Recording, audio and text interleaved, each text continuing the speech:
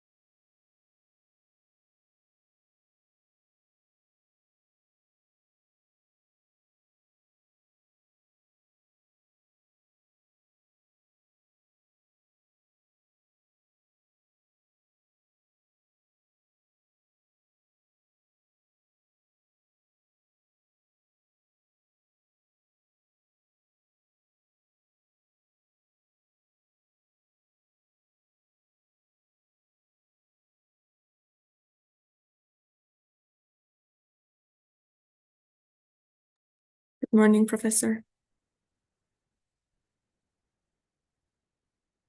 I think you are muted. Okay, no. Now it's fine? Yes, now it's perfect. Right. Welcome. Well, We will start at 9 sharp. Thank you for being here. okay. Happy to be here. So let's wait 9 o'clock. So I have 45 minutes, something like that?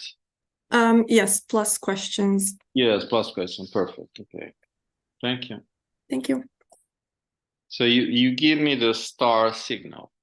Yes, I will give a short introduction of you, and then you have the floor and can start your presentation.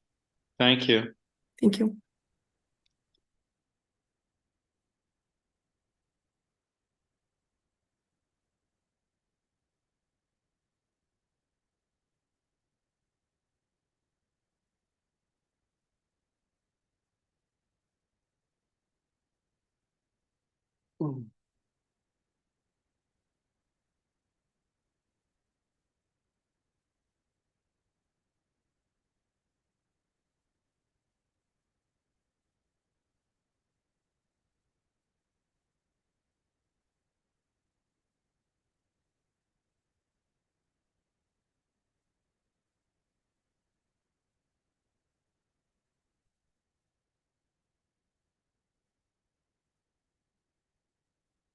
So shall the people already be woke up at 9 o'clock? Yes, it seems so. We already have 56 attendance so far, and I think it's also 10 a.m. in Romania, so it's probably easier to be awake by now.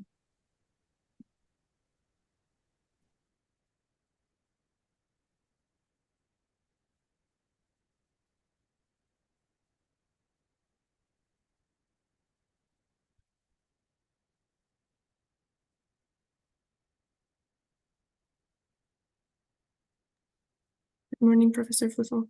Hello, nice to meet you. Good morning. Meet you as well.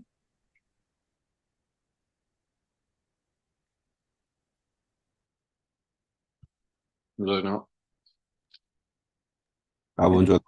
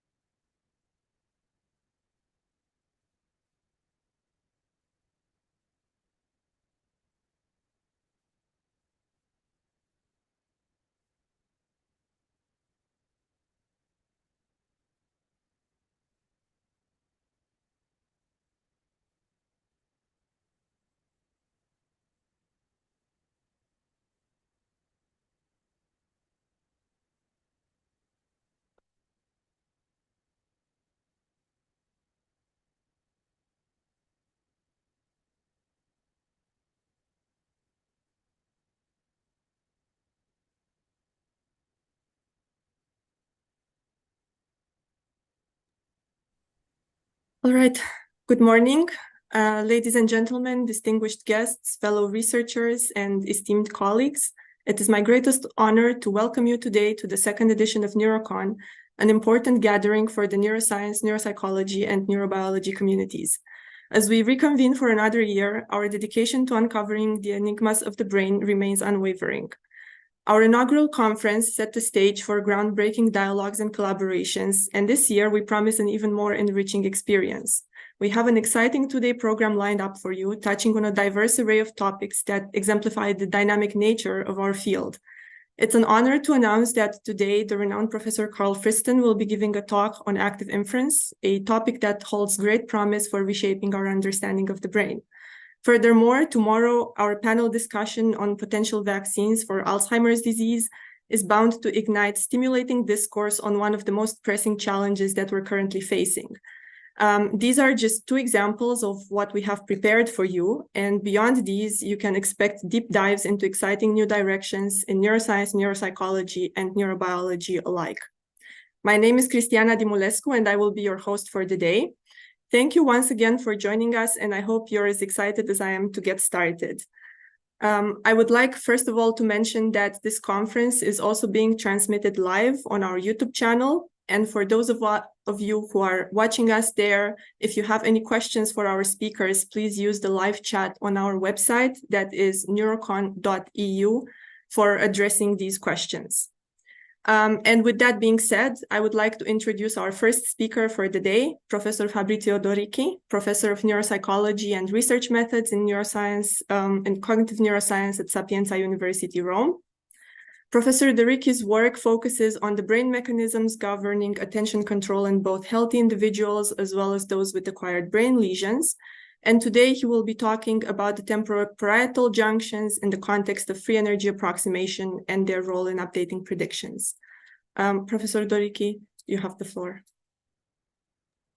Okay, good morning, everybody. Thank you so much for inviting me to this exciting event.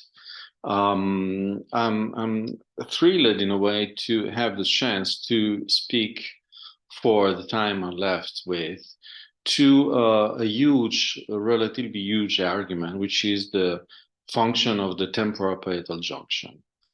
I'll try to convey during this talk all the main infos and the main news about the TPJ that we have reached in a recent review paper, so a theoretical paper, quite huge review.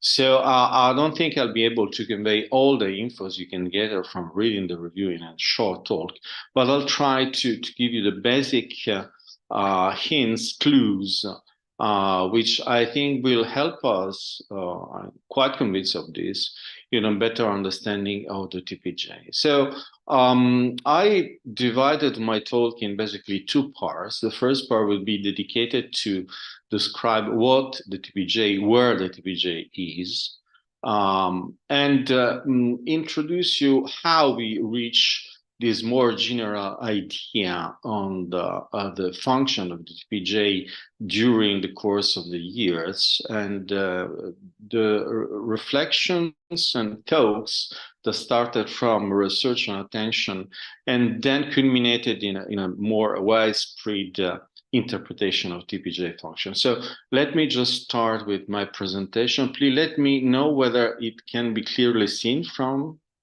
You can see the slides correctly? We cannot see anything yet. Oh, sorry. Why? Should I share the screen? Yes. How? Where is sorry. At the bottom of the screen, you have this green button for sharing the screen. At the bottom? Yes. If you hover. Okay, found. Perfect. Okay, now should be fine. Yes, now we see your presentation. Yes, and now now it's fine? Yes, perfect. So I should hide this probably. That's okay. I don't think we see your Zoom. We don't see your Zoom part. Just okay, okay, just the slides. Okay, perfect. So the title of all is the roles of the temporoparietal junction. As you see, there is a singular and plural word because this is one of the main problems that has been dealt with when talking about the TPJ. And it doesn't work. Okay. What I'm going to do is basically exemplify, summarize the idea that we have sketched in this recent review. Okay. So let's first talk about the TPJ, the temporal parietal junction. Okay.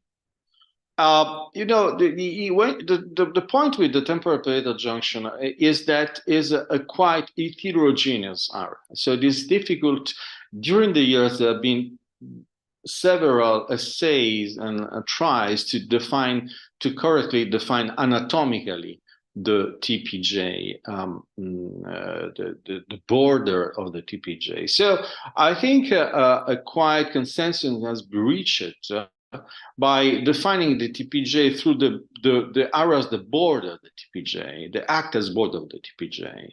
So the extrastriate cortex, particularly the MT area, was established the inferior border of the TPJ. The anterior border would be set, but would be coincident with the somatosensory cortex and the temporal auditory cortex here. And the posterior cortex, I would say that basically is defined by the interparietal sulcus, which, as you know, divides, which is this one, this sulcus that divides the inferior parietal lobe from the superior parietal lobe. Okay.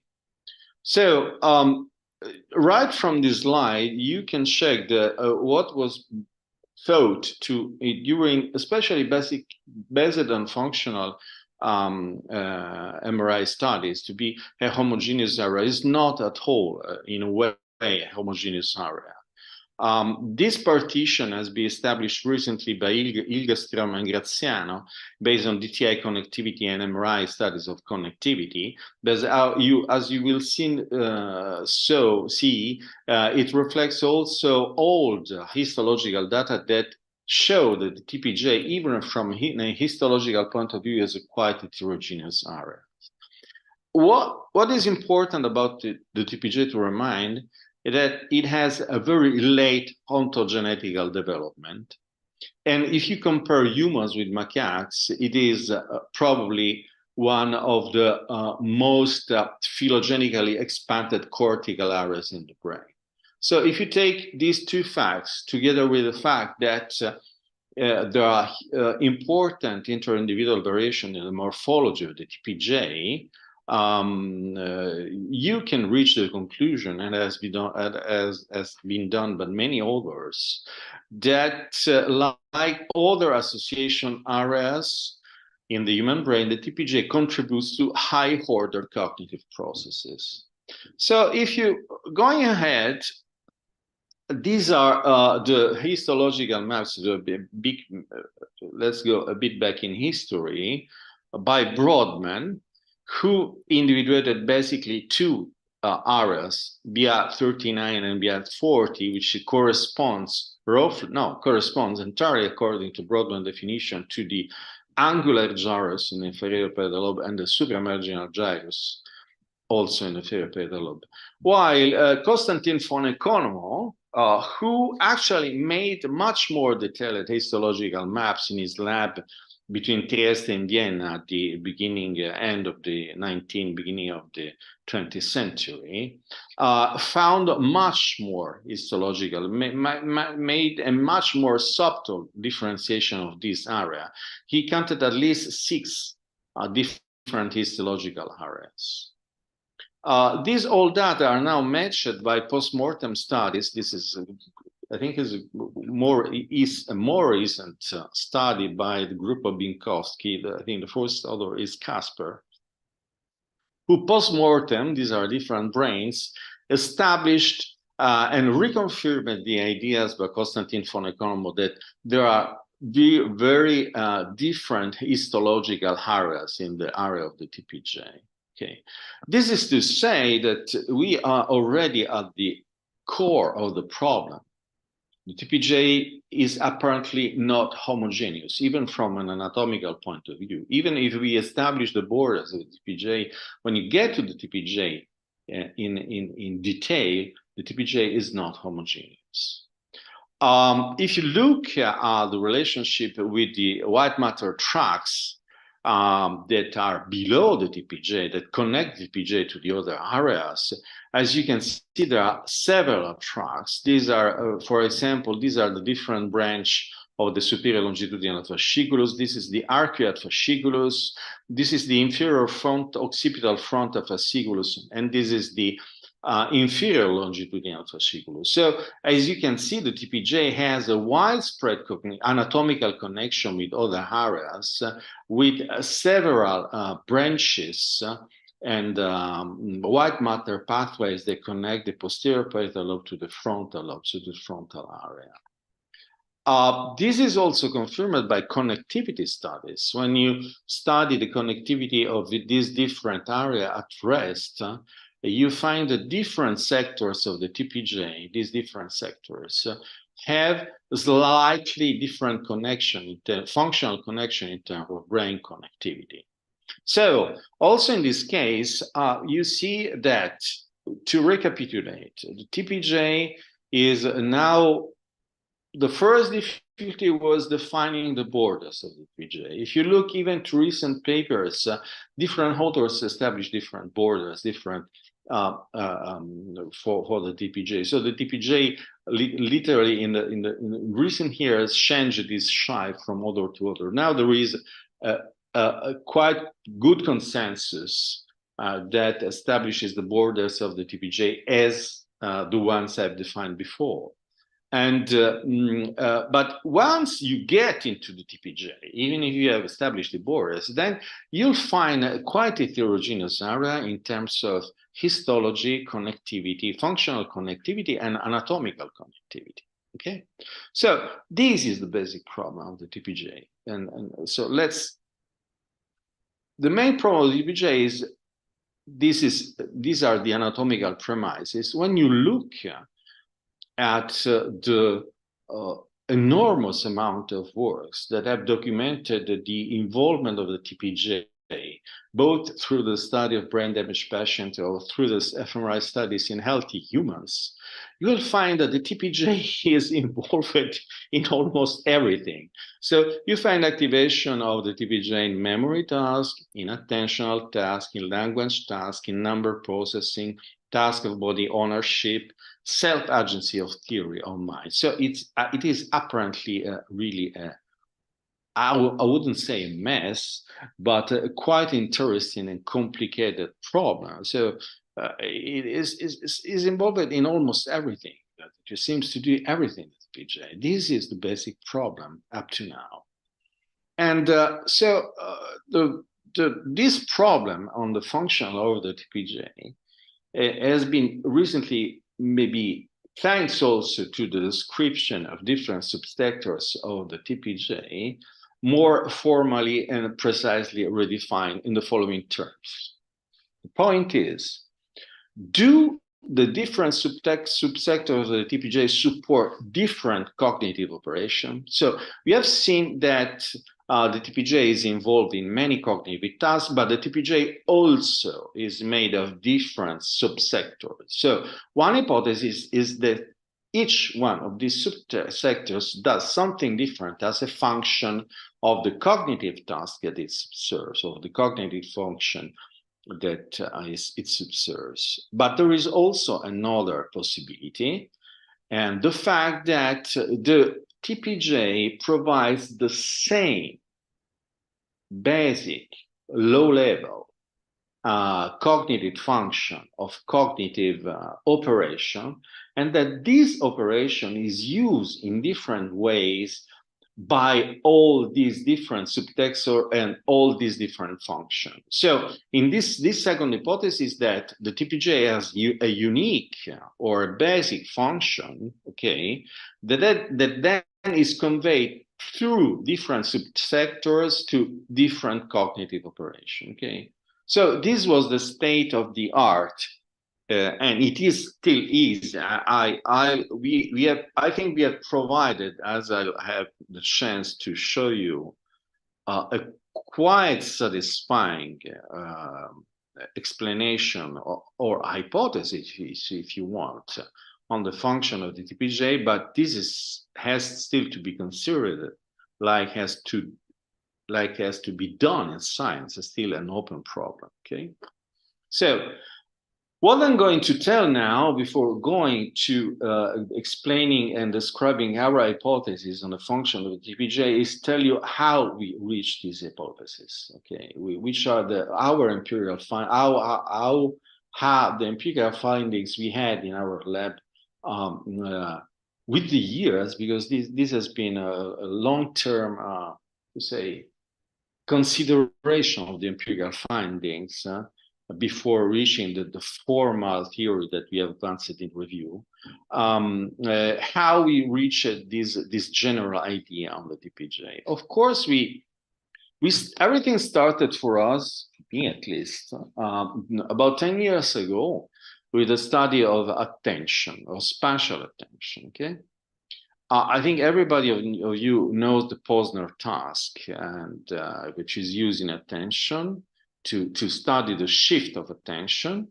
In the task, you have a fixation point, two little boxes, and in this version of the task that is used to test voluntary endogenous control of attention, you have an arrow, okay, that points to one of the two boxes in each trial. Okay, in this case, I won't tell you why we use a double arrow. This is for an experiment, is a sort of important experimental control in the study of endogenous attention. It is to avoid exogenous component.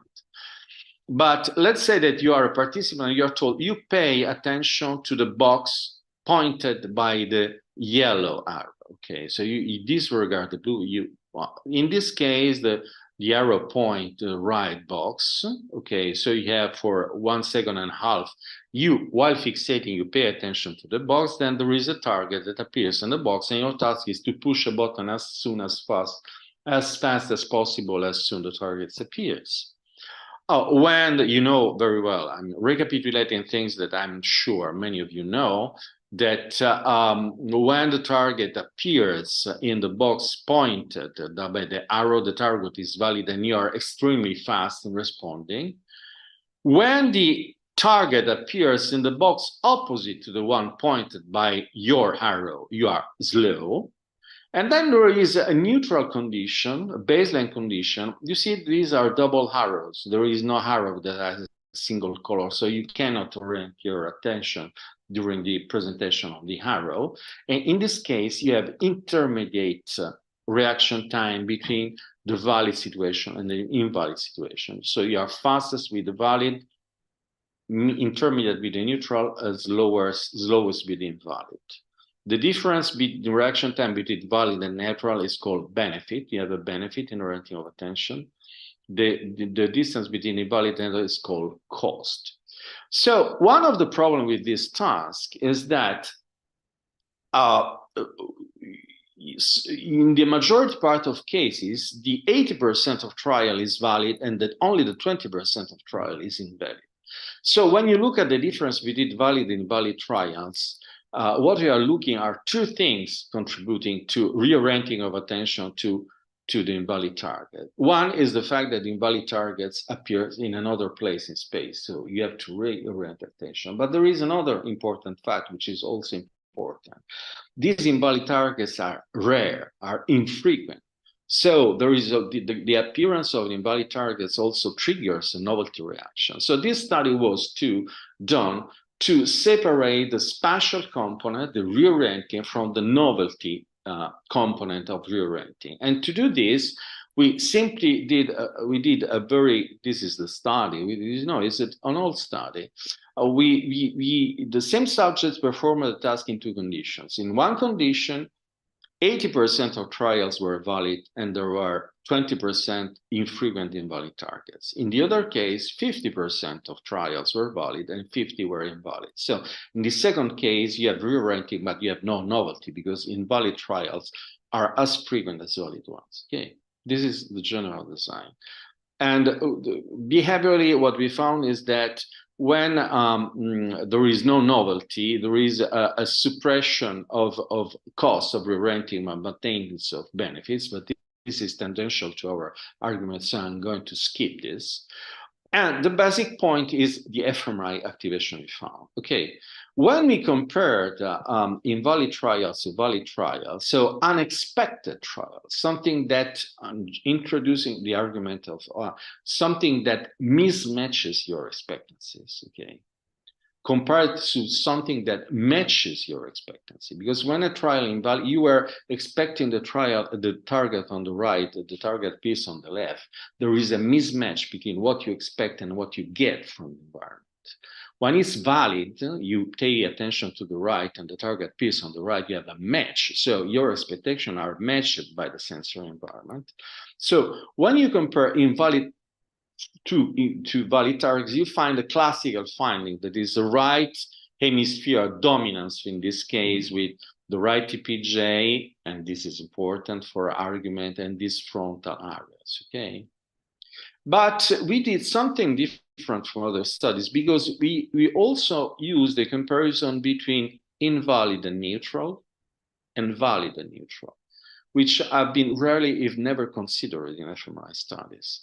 Once you do this, you find something really exciting, because when you compare invalid trials, so something you don't expect, a mismatch, to a condition where you had no expectation because you are unable to orient attention, you find a bilateral activation of TPJ. So the TPJ is active both in the right and in the left hemisphere. So in the left, also in the left hemisphere, there is a module that triggers and signals and codes the mismatch between what you expect and what you get from the environment. Okay. And also important, when you compare valid, so what is expected, when your expectation is matched by the target, with the neutral condition, the condition where you have no expectation, there is a selective activation of the left TPJ. Okay.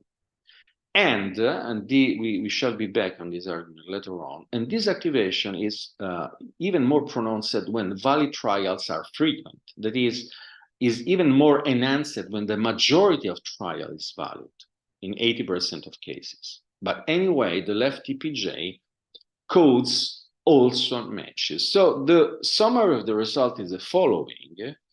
The right TPJ is mainly or exclusively activated by mismatches between what you expect and what you get from the environment.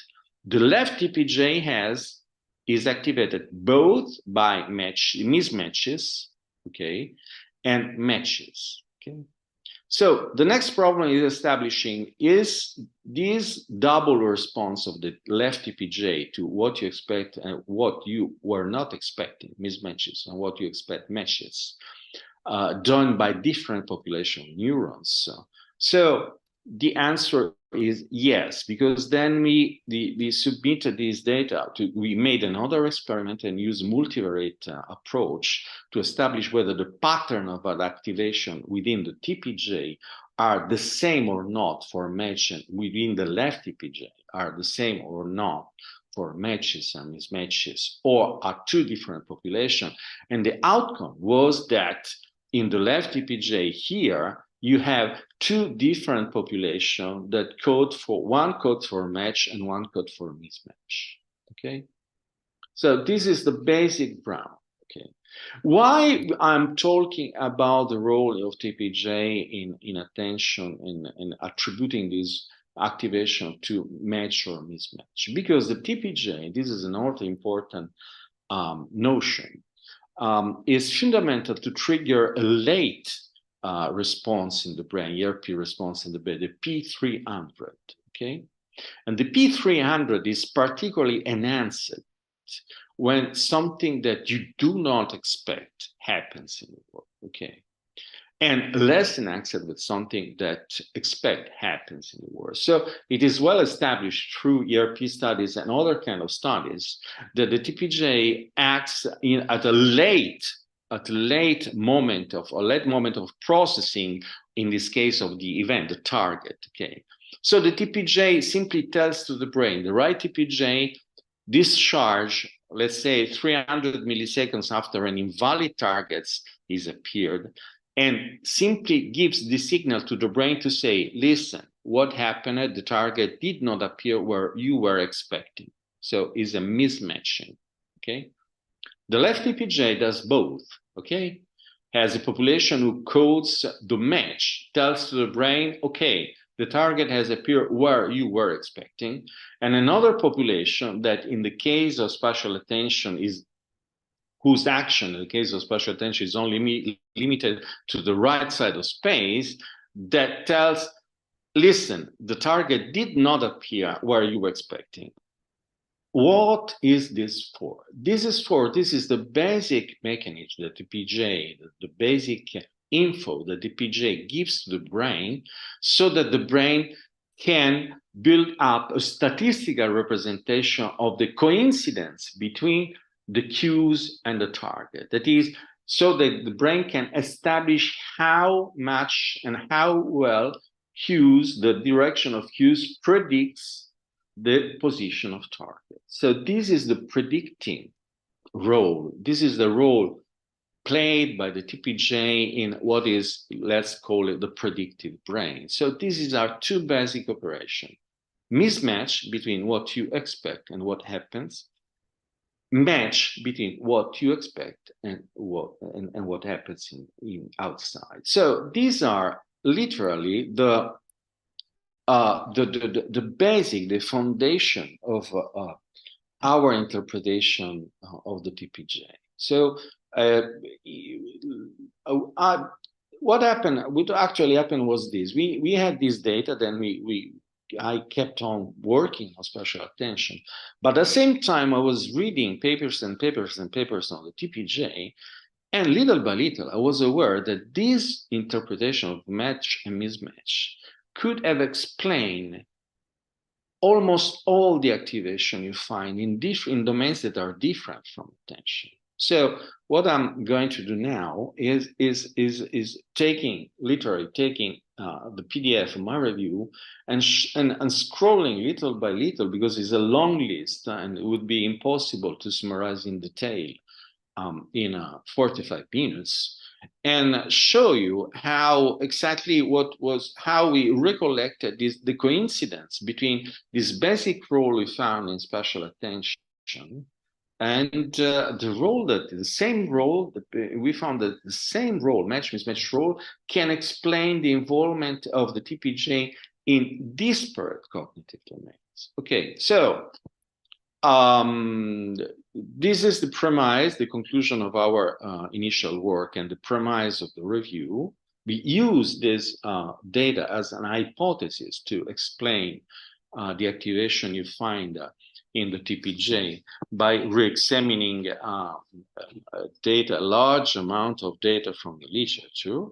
And so what our idea is the following: to summarize, the TPJ support the brain representation of statistical contingencies among sensory, motor, and cognitive events. Okay, the TPJ signals or gives a signal of matches and mismatches between expected and actual events. Okay? The left TPJ codes both matches and mismatches between what you expect and what you get from the environment. The right TPJ is mainly, if not exclusively, involved in coding mismatches between what you expect and what happens in the environment. Okay. Is it? I will stop now in the sense that are these premises clear? Is there any question? Because I'm ready to answer in case something is unclear.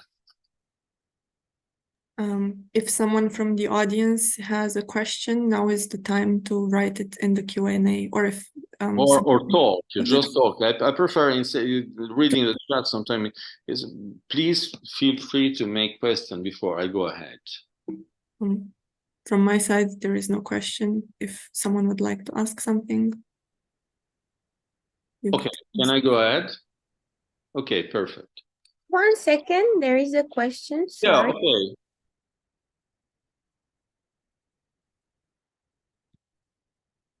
Who makes a question? Luana? Oh, okay. So I will read it out. Can TPJ functions such as coding, fits, and mismatches be applied to understanding creativity and generating new ideas? How does this mechanism works? I don't know if you want to address. The answer is yes. Is yes. This is a longer history, and the point is that the TPJ also, I'm talking about the role that the TPJ has when detecting the event, but the TPJ has also, and we go there, a role when you are expecting the event, which is a filter. It means like that. Imagine the cue is presented in our task. Let me go back. It's much easier. Okay, the cue. What I've been talking about now is the target. The response of the brain to the target. Okay, but you also find the TPJ activation during the cueing period. Okay, When the Q are highly predictive, so when your brain has learned that if you pay attention to the right, there is a high probability that the target will appear on the right, okay? In the right PJ during the Q period, I'm not talking about the target period, I'm talking about the Q period, the right TPJ gets deactivated. Why? It's less active than when the Q are not predictive. And so the Q tells you, pay attention to the right, but you have learned that sometimes the Q is misleading because when he says right, is also frequent that the target appears on the left. In this case, the TPJ is more active. Why this deactivation when you are sure, when the Q are predictive and you are quite sure that the target will appear on the side indicated by the Q? What is happening in this Q period, and you have a deactivation, is that all the representation of space which are different from the Q'd point are slowed down, okay, are shut off. There is a spontaneous activity in the brain. All the representational space are acting at the same time. When the Q is really predictive, you don't need to get activated the point of space that are different from the one that has been Q'd by the arrow, okay? So if you look at the general activation of the area, the activation goes down because a few neurons or few representational space remain active during the Q period, okay? When the Q is not predictive, and so you will probably need to reorient your attention. The brain learns this, and the TPJ maintains active also the representation of the points in space that are not indicated by the Q, because there is a quite good probability that the target will appear in those uncued points, okay? So this means that the brain activates everything, okay? It's less filtering out. What has to do this with creativity in case, okay? Creativity, and this has been demonstrated by several studies, takes in when you stop or where you are no more slave, or when you suspend, when you stop your expectation, okay? Mind wandering means that you are not selecting one particular idea, so you are considering everything. So in this case, the TPJ would probably be shut off, okay? You're not selecting one particular idea because you are suspending, you're stopping your expectation to consider other possibilities. The same thing like in attention. So the role of the TPJ in creativity is probably this. The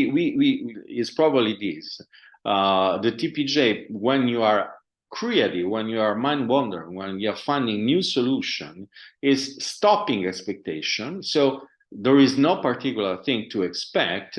So it has a different rate of action, different rate of functioning from when you are linked to a precise expectation. So you are not creative when you are fixed on a belief. So you think that something will happen and nothing else will happen, okay? In this case, it's the same thing as when you are filtering out all the uncued position in space when the Q is really reliable, because you know that the Q the target will appear with high certainty on the point indicated by the Q. So this is one of the link with creativity of the TPJ. But I think if we have time, because time is short, we will have the chance to talk this about in the context of language. So now I would like to go on, otherwise I won't have time to finish my talk. Yes, please. Okay. Yeah.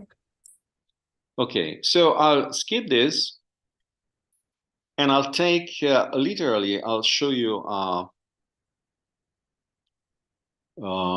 you are still on the complete sharing of the screen? Now we see your PDF.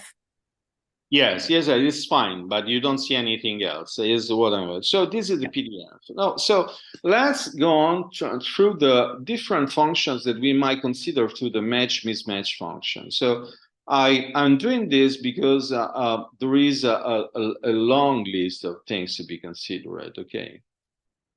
Let me go to the, okay, theory of mind. Okay, TPJ and theory of mind.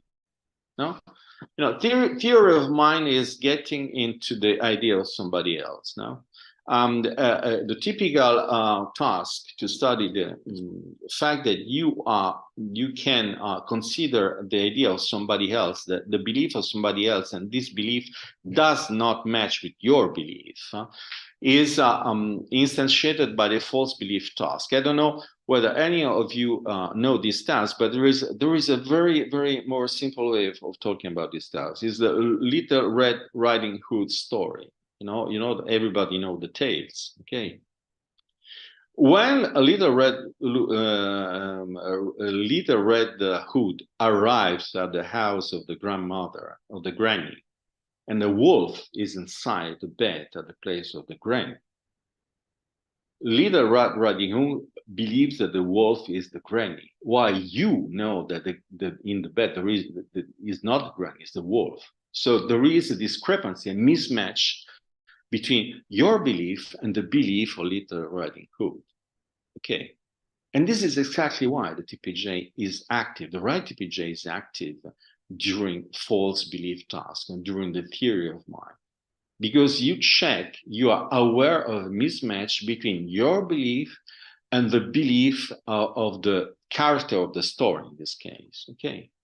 The interesting thing is that in false belief task, you have an encoding phase when you hear the story. Okay.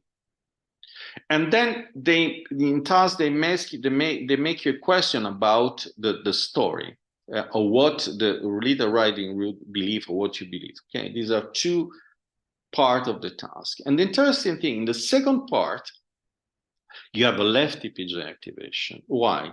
This is very easy to explain because the many authors, like Perner, which is an Austrian author who studied the law theory of mind, said that there are two things that are crucial in theory of mind. The first is detecting a mismatch between your belief and the belief of the character. The second is thinking that both beliefs coincide on the same reference. They are both beliefs on the same, in this case, is the wolf or the granny. Okay.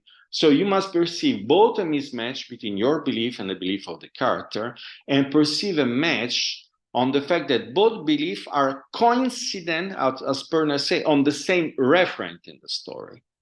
So you have in this kind of task, you have both a right TPJ initial activation, and then also left TPJ activation.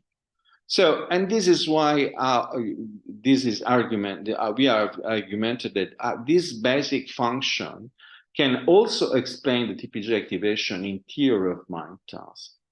So this is for theory of mind. Okay. This is another interesting thing. I will limit this consideration, given the limited time I have, to agency. Okay. The fact when you make a movement, you are conscious. You get conscious that you were the actor, the active actor of this movement, because you see a coincidence between what you have programmed, a match between what you have programmed and what you get. Okay. All the authors in this area, I'm talking about authors like Marcel Brass, or Chris Frick, have proposed that the distinction between something that you have decided to do, agency, or a movement that you didn't decide to do. The simplest example is that somebody moves your arm. You know that it's not you that you move your arm, because there is no coincidence. There is a mismatch between what you see and the program you made in the brain. Okay. Another example is in this case, you are able to distinguish if you were the agent or not of your action. So these authors say the distinction is based on the appreciation of mismatch between what you have programmed and the feedback you get from visual feedback. There is a very nice experiment by Brass showing that you have two fingers, use two fingers, and you see the same two fingers on the screen, corresponding fingers on the screen. When you have, let's say, a small number, you push left. When you have a high number, you push right, okay? And when you push, at the same time, you see on the screen, what are you pushing? Sometimes they manipulated what you see in the screen so that in the screen, the response is not the right one. So you have to inhibit imitation, make a distinction between other movement and your movement, and make the other movement. When you do this, that is, when you detect a mismatch between the other one and when there is no congruency between what you have programmed and the feedback you have on the screen, there is right TPG activation. You get the same right TPG activation when, for example, the corresponding movement that you see on the screen does not mismatch the movement you have made, but is delayed in time. So you make the movement, you see the other movement, let's say 1 second later. So there is still a mismatch, it's a temporal mismatch. So also in this case, the TPJ is active, the right TPJ is active, and all this other says that this is because there is a mismatch between what you have programmed to do and what you see. So your agency, you feel that you are agent of what you do when there is a match between what you do and what you see, or what you have planned to do and what you see, and you make a distinction between what you do and what the other do when there is a mismatch, okay? Oh, episodic memory. Episodic memory is another nice thing. You get a left TPG activation when you are sure, especially the more you're sure that you have correctly recollected an item or rejected an item you have memorized before, the more the left TPJ is active. And in this case, it's a perfect match. The more you're sure of the match between what you have recollected and what you have seen, the more the left TPJ is active. Number processing, for example, the left TPJ is extremely active when you see for mathematical facts, that is to overlearn operation. You know very well that 8 plus 4 is 12, and because you have overlearned this, and there is a perfect match, a constant match between what you have learned and what you see, and in this case there is a left TPJ activation. Language. This brings us to another argument. Language is classically a routine behavior. Routine behavior means that what you are saying or what you are going to hear is expected. What does it mean? If you, for example, hear somebody saying, and at the moment he says something wrong that does not match, you have a right TPJ activation. Otherwise, you have constantly left TPJ activation, because language is an overlearned routine. Okay, it's an overlearned routine, and nothing strange happens while you are talking or hearing somebody, except, for example, in case of humor or in case of metaphors. When you hear a metaphor like "he has the heart of stone," okay, this is not coincident with your semantic knowledge about the heart. Your heart is made of flesh, it's not made of stone. Okay, and the metaphor is and in this case, you have a right TPJ activation, because there is a mismatch between what you hear and your semantic knowledge. Once you understand the metaphor, because you pose the metaphors within a conventional framework. Another kind of thing, let's say, I have an example here. If you heard the baby flies, this is totally incongruous. Baby do not fly. Okay, so in this case, you have a right TPJ activation. But if you are reading Peter Pan, okay, and you read the baby fly, you know that Peter Pan flies. You know, so in this case, there is a left TPJ activation because it is coincident with your knowledge, in this case, semantic literal knowledge of the story. Okay. So these are many examples. I won't go through that, except that I really want to talk about two things, and then I will stop and give room to questions. The first thing I want to talk is about the optimistic bias. You know what is the optimistic bias? Does anybody know what is the optimistic bias? Oh, if somebody asks you, what is your chance of getting healed by cancer? And you say 20%, okay. And the other replies, no, given your age, your health status, you have only 5% of chance of having cancer. And 1 week later, you are asked again, how much is the chance for you to have cancer? You say 7%. So you say 20 in the beginning and 7 in the end, after you had a good news. For you is a good news because you believe it was 20 and it's 5. So you change, okay, once you have an optimist, a very good feedback, you change a lot your opinion in the optimistic direction because you believe it 20, they say 5, and you say 7. Okay, if you say again other condition, I have 20%, they say no, you have 50%. Okay. Bad news, and 1 week later they ask you how is your possibility to get cancer.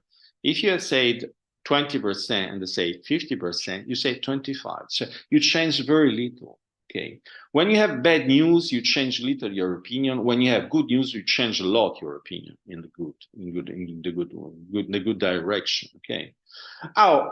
So this is the optimistic bias. Now there is the literature on optimistic bias says, for example, persons who have a huge optimistic bias, okay, are insensitive to bad news and have low right TPJ activation. Why?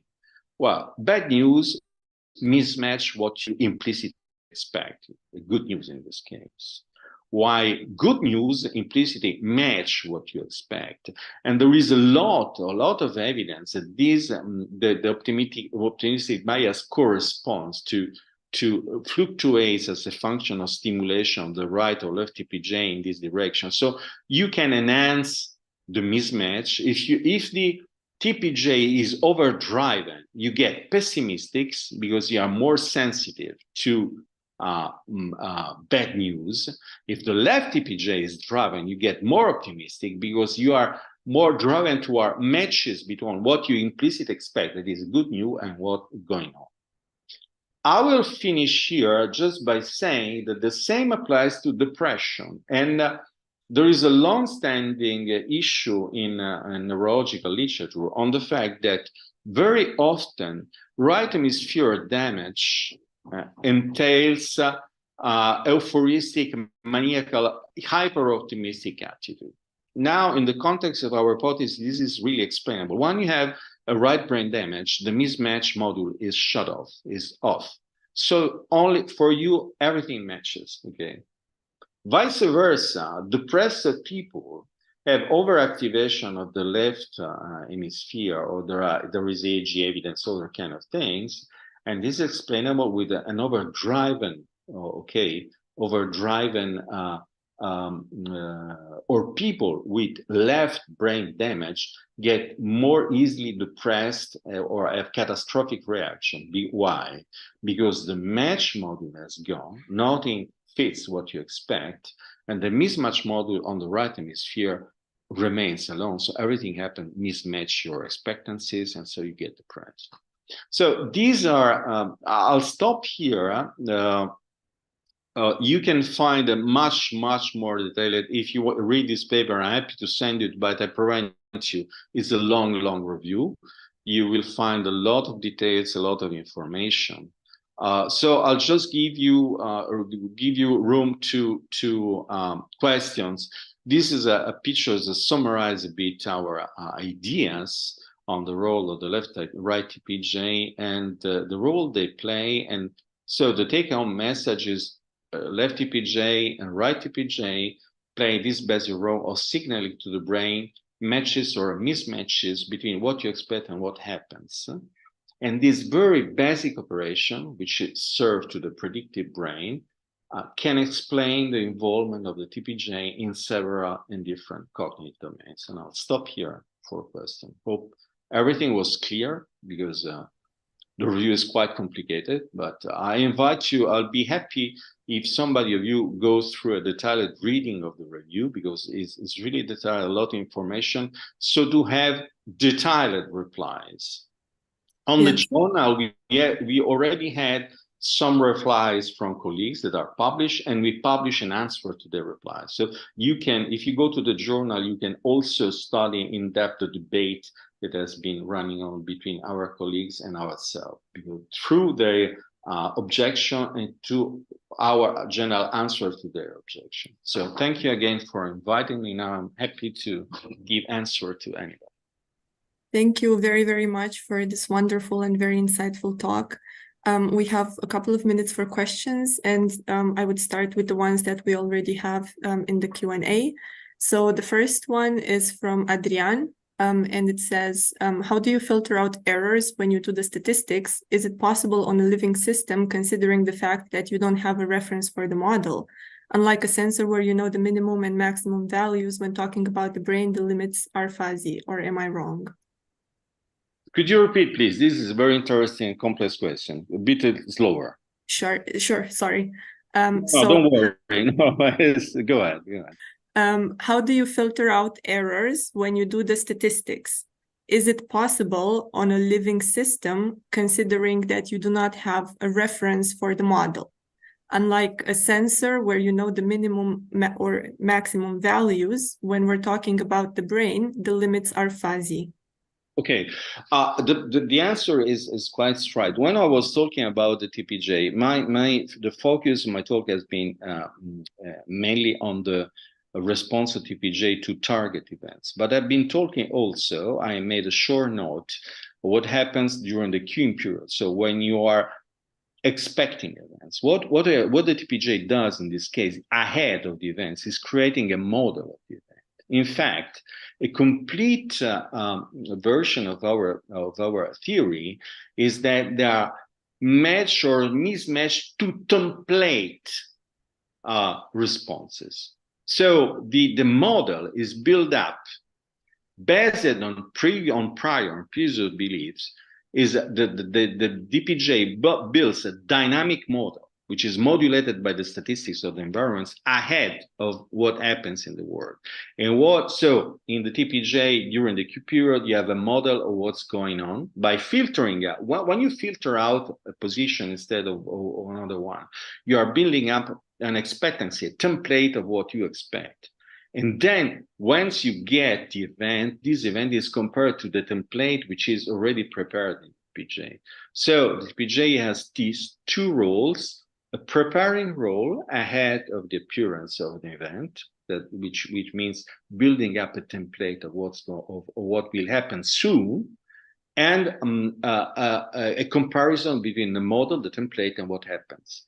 And this mechanism is dynamic. So you update the model in the case of attention, for example, on the filter, the fact that you filter more or less out the uncued position as a function of what happens trial by trial. I hope this was clear. Yes, thank you very much.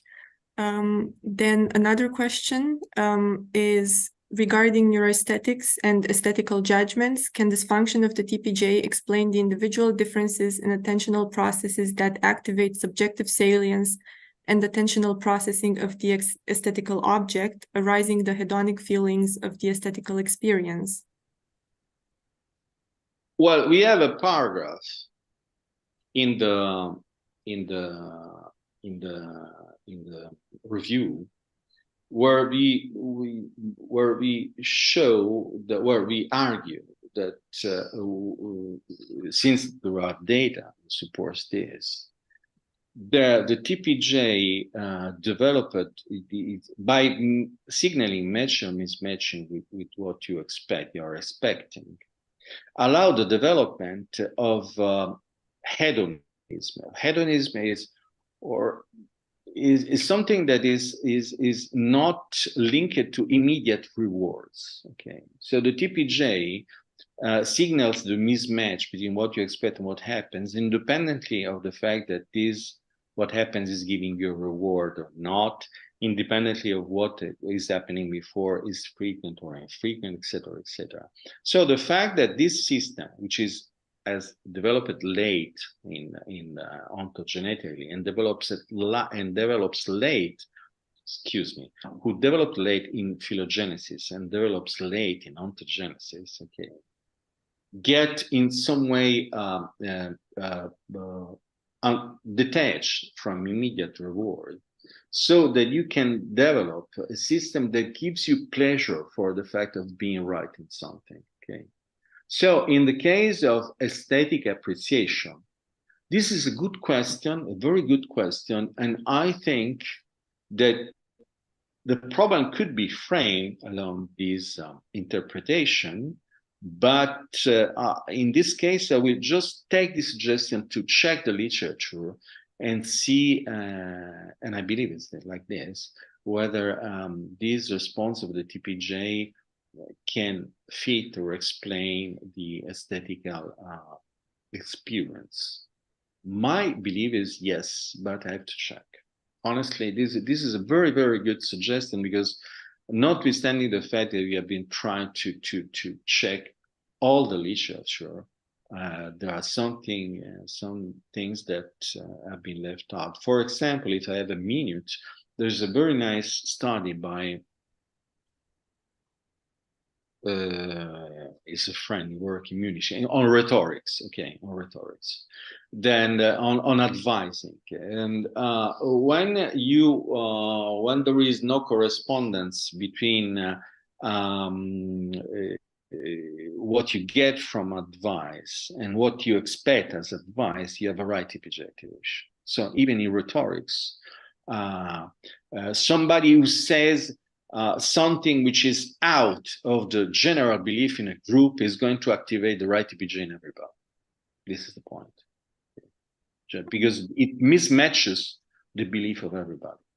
Yes. Yeah. So as you can see this, just to say that this very basic mechanism is involved in a very, very disparate cognitive operations, a pervasive mechanism. Yes.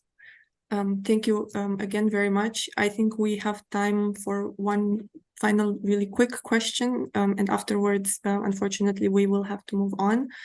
So I would read another one from the chat. Catalina is asking, are there potential cultural or societal influences on the development and expression of positive biases in the TPJ, and what are the implications for cross-cultural psychology?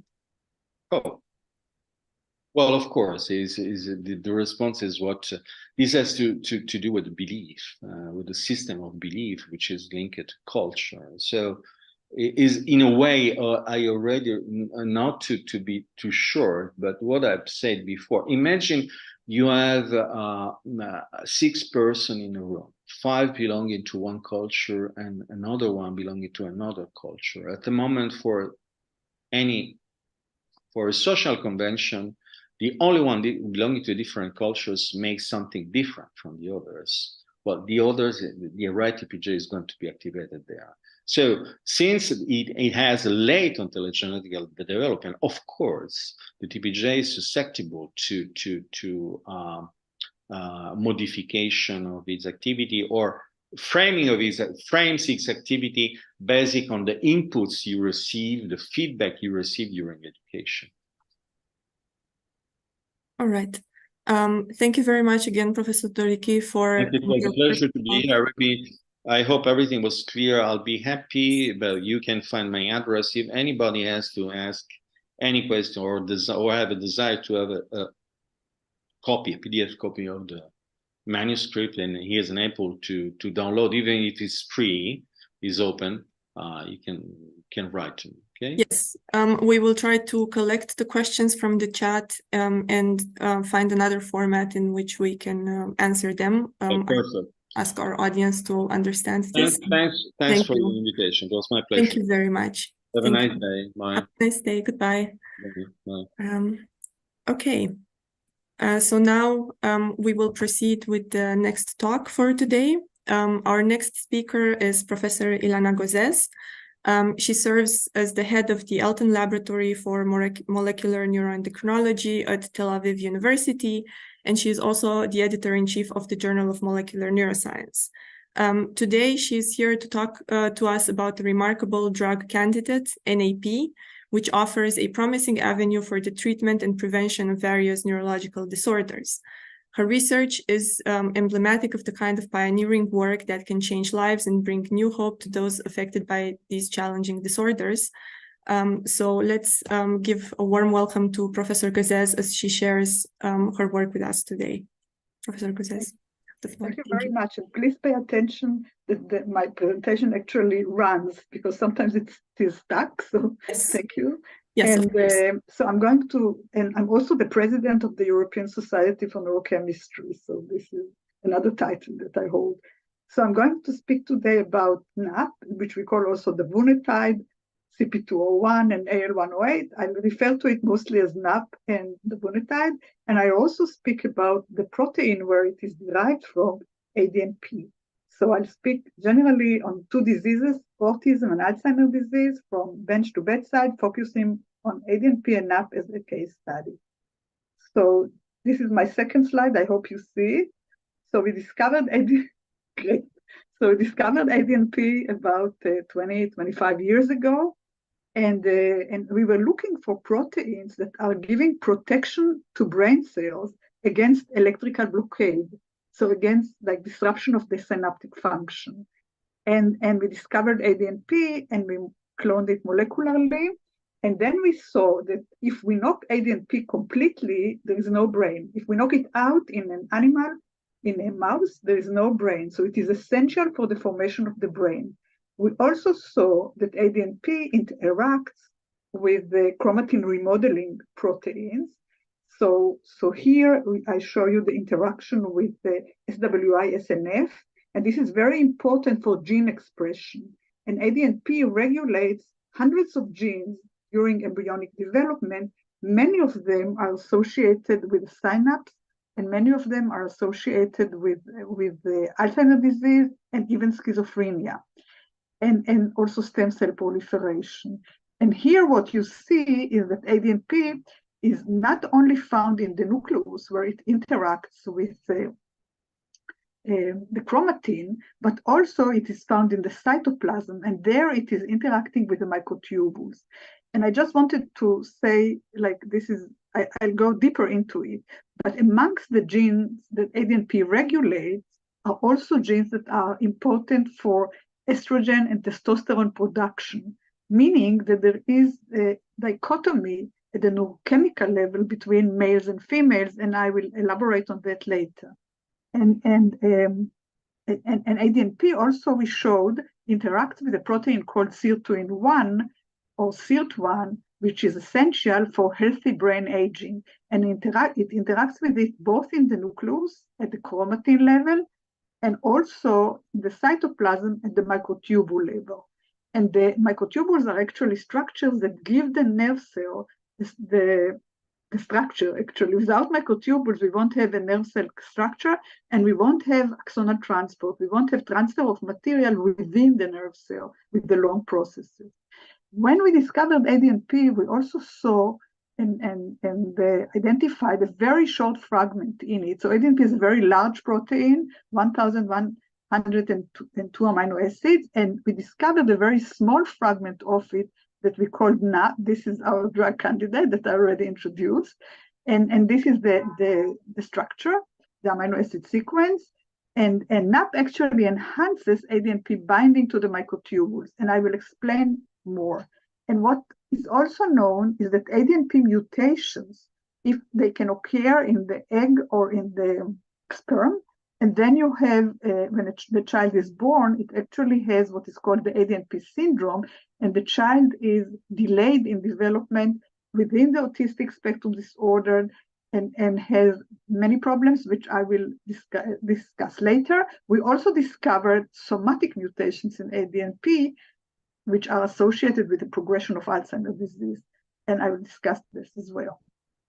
So our latest finding, this is like 2023, it just came out very recently, is that NAP it can go into the cell, and it can go into the cytoplasm, but it can also go to the nucleus. And in the cell, it actually organizes the microtubules, as I said, and I'll tell you some more. And in the nucleus, it can interact with the zinc finger domain of ADNP, whereby it can actually interact with the DNA and is associated with ADNP transcriptional activity. I told you that ADNP can regulate hundreds of genes. Some of these genes, dysregulation, if we have a paucity of ADNP, are corrected by NAP treatment. And also, if we have a mutation in ADNP, what we discovered is that there may be a problem with the nuclear membrane, and ADNP can correct it.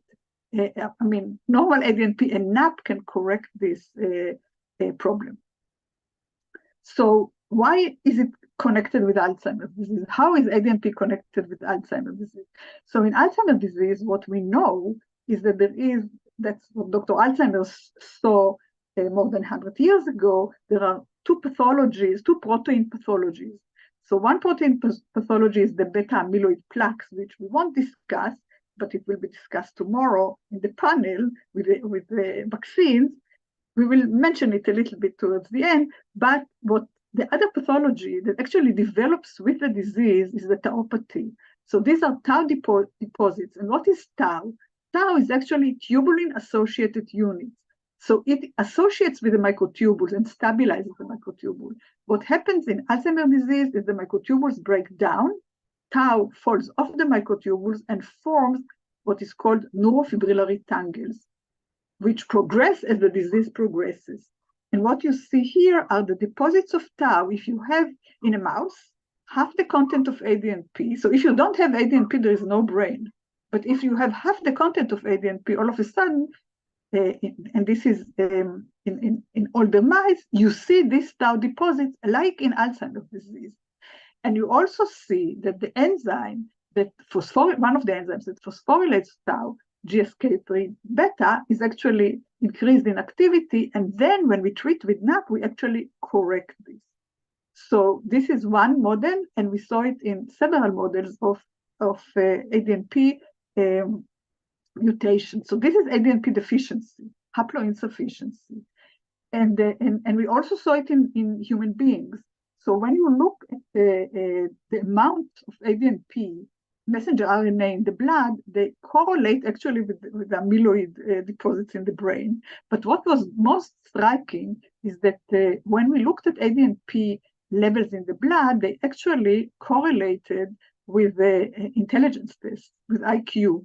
So meaning, you have ADNP, you actually keep and this is in elderly human beings. You have ADNP, you keep the brain alive, you keep the synapses alive, and the cognition is better. And as I said, if there is a mutation in ADNP in a child, then he will be intellectually disabled. So he will be like mild cognitive impairment in an adult. And they also, corroborating our work, a work from Taiwan showed that if you look at the entire proteins in the serum early in Alzheimer's disease, you see that the only protein that goes down in Alzheimer's patients versus controls is ADNP. And another finding that we've had is that ADNP binds to the promoter of apolipoprotein E. And apolipoprotein E4 is the major risk gene for Alzheimer's disease. It's a cholesterol carrier.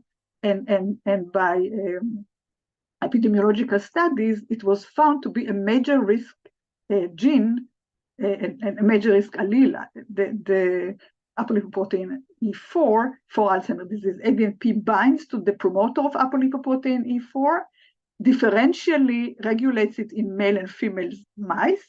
And another thing, again, speaking about sex differentiation, if we look at post-mortem tissues, and now we look at the hippocampus, which is one of the first areas in the brain to be degenerated in Alzheimer's disease, we actually see less ADNP in females than compared to males. This is at the level of the messenger RNA. So about NAP, and I'm a neurochemist, so I go into neurochemistry, so lots of molecules. So about NAP, it binds, as I said, to the microtubule and binding protein. So the microtubules are structures like microtubes that are essential for the structure and the passing of material in the nerve cell. And the end-binding proteins are associated with the elongation of the microtubules, but also with binding of tau to the microtubules. And NAP enhances the binding of tau to the microtubule dramatically. It enhances the binding of tau to microtubule end binding protein into the microtubule. So like that, it can protect against tauopathy. And this is the structure of ADNP, the in silico structure of ADNP. The blue is the positive electrostatic patch, and you see here the microtubule end binding protein binding to the NAP area. And actually, NAP enhances binding to microtubules and microtubule end binding protein of other proteins that are also associated with autism and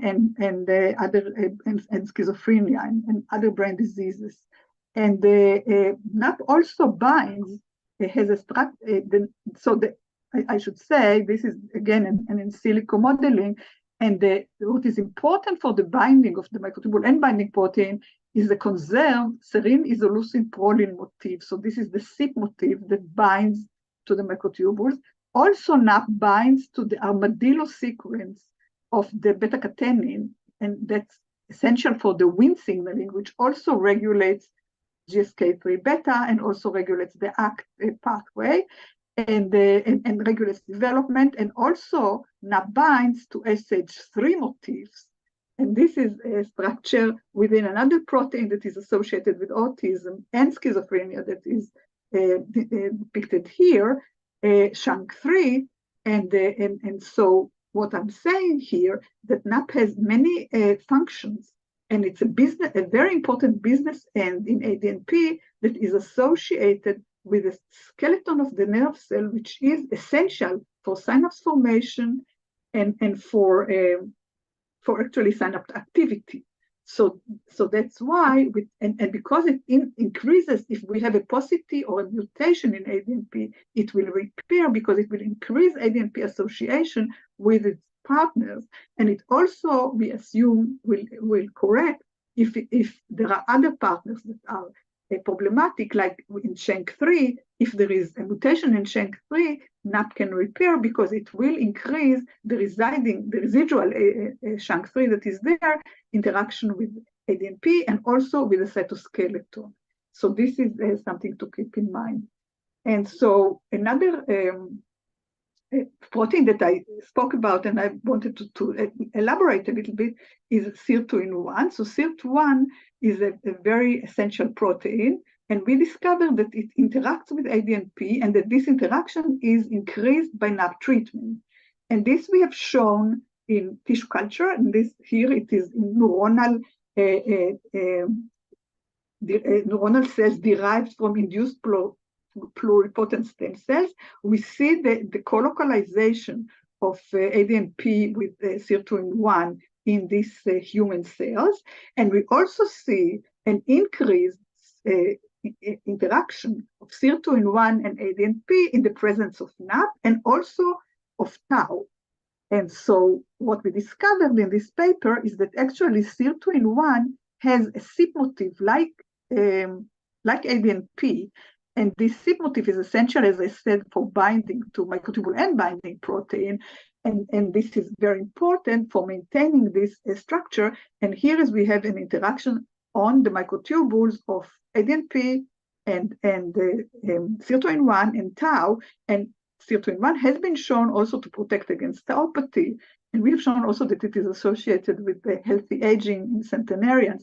So this is connecting ADNP with a known protein that is associated with healthy aging. And what we think is that NAP, because of the enhancement of this interaction, will also protect and bring us healthier aging. And on the chromatin side, not to mix you up too much, so I said that it interacts also with ADNP, SIRT2-1 and ADNP, the genes actually interact. And what you see here is that Y11 in young 1 is actually has similarities. The promoters here have similarity with ADNP, and in young 1 also regulates both sirtuin-1, ADNP, and microtubule end binding protein 1, which is also called MAPRE1. And they all regulate histone 3 modifications, as you see here. And there is also HDAC2 that is associated. And if we look, so I was quite general, but I wanted to give you this tip of the iceberg. If we look at Alzheimer's disease and we look at all these proteins that are associated with sirtuin-1, and now we show that they're actually associated with ADNP, and these are proteins that are associated with the DNA level, what we see is that there is a marked change between the normal brain, where there is a high correlation between this transcription factor and chromatin remodelers, and then in the Alzheimer's disease brain, this correlation disappears, and meaning that both ADNP and sirtuin-1 activity is essential, but there are many other proteins that are derailed in Alzheimer's disease, and this is the structure of this is a model of how ADNP and SIRT1 interact at the nucleus on the chromatin through WDR5, and this is the model how they interact on the microtubule, so they are essential for both compartments of the cell. And to mix you just a little bit more, there is another process that both sirtuin-1 and ADNP are associated with, and that's autophagy. This we have shown a number of years ago for ADNP. And ADNP increases the synthesis of Becklin-1, which is an initiator of the autophagy process. And ADNP also binds to microtubule-associated protein 1 light chain 3, and here we show it. So we show here the binding, and we show that there is much less binding in the haploinsufficient mice. And then we see that when we add NAP, we actually increase this binding.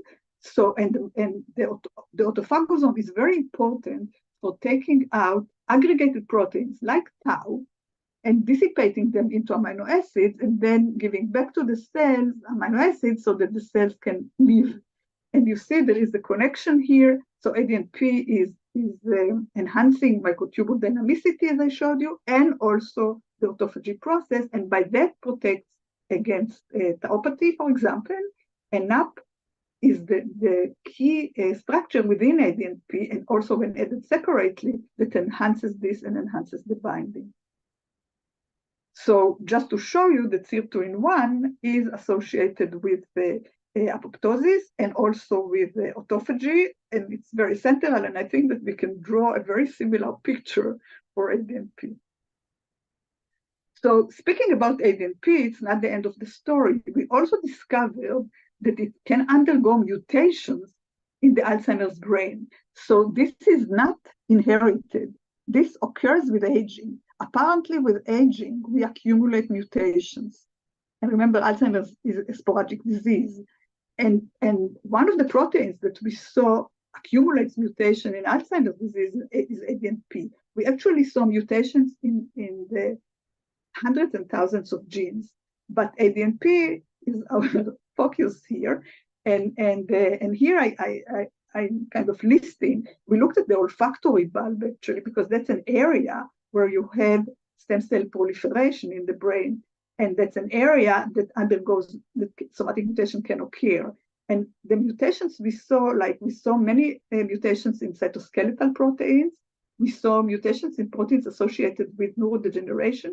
We also saw mutations in proteins that are associated with autism and the intellectual disability. And you see here the mutations along the ADNP linear structure. And what we also saw is accumulation of mutation with the Braak stage. So, in Alzheimer's disease, we can see that the Braak stage actually signifies the increase in tau depositions. So the more tau deposition we have, the more mutations in ADNP we have until it kind of plateaus.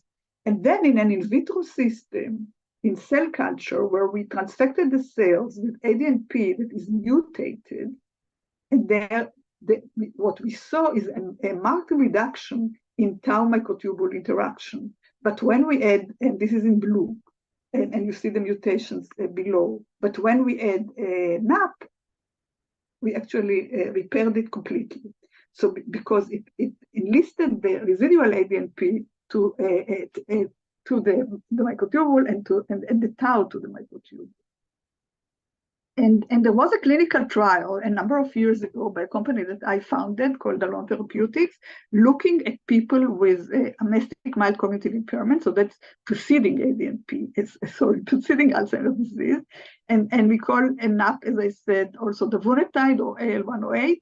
It was given intranasally twice daily or once daily. And you see that the twice daily dose actually protected the short-term memory, namely delayed match to sample. And this short-term memory is you give the patient like a picture, and then the patient has to remember this picture for 12 seconds. And what we see here is that the patients treated with twice daily, 15 milligram twice daily were faring better than the placebo treated. It was placebo-controlled double-blind, or the ones that were treated once daily with a 5 milligram dose. And so back to the ADNP syndrome, what I wanted to ask here, do the children also suffer from tauopathy? Do they also have similar findings to Alzheimer's disease? And so, as I said, these are the mutations in the children. They are not exactly the same as in the elderly Alzheimer's patients.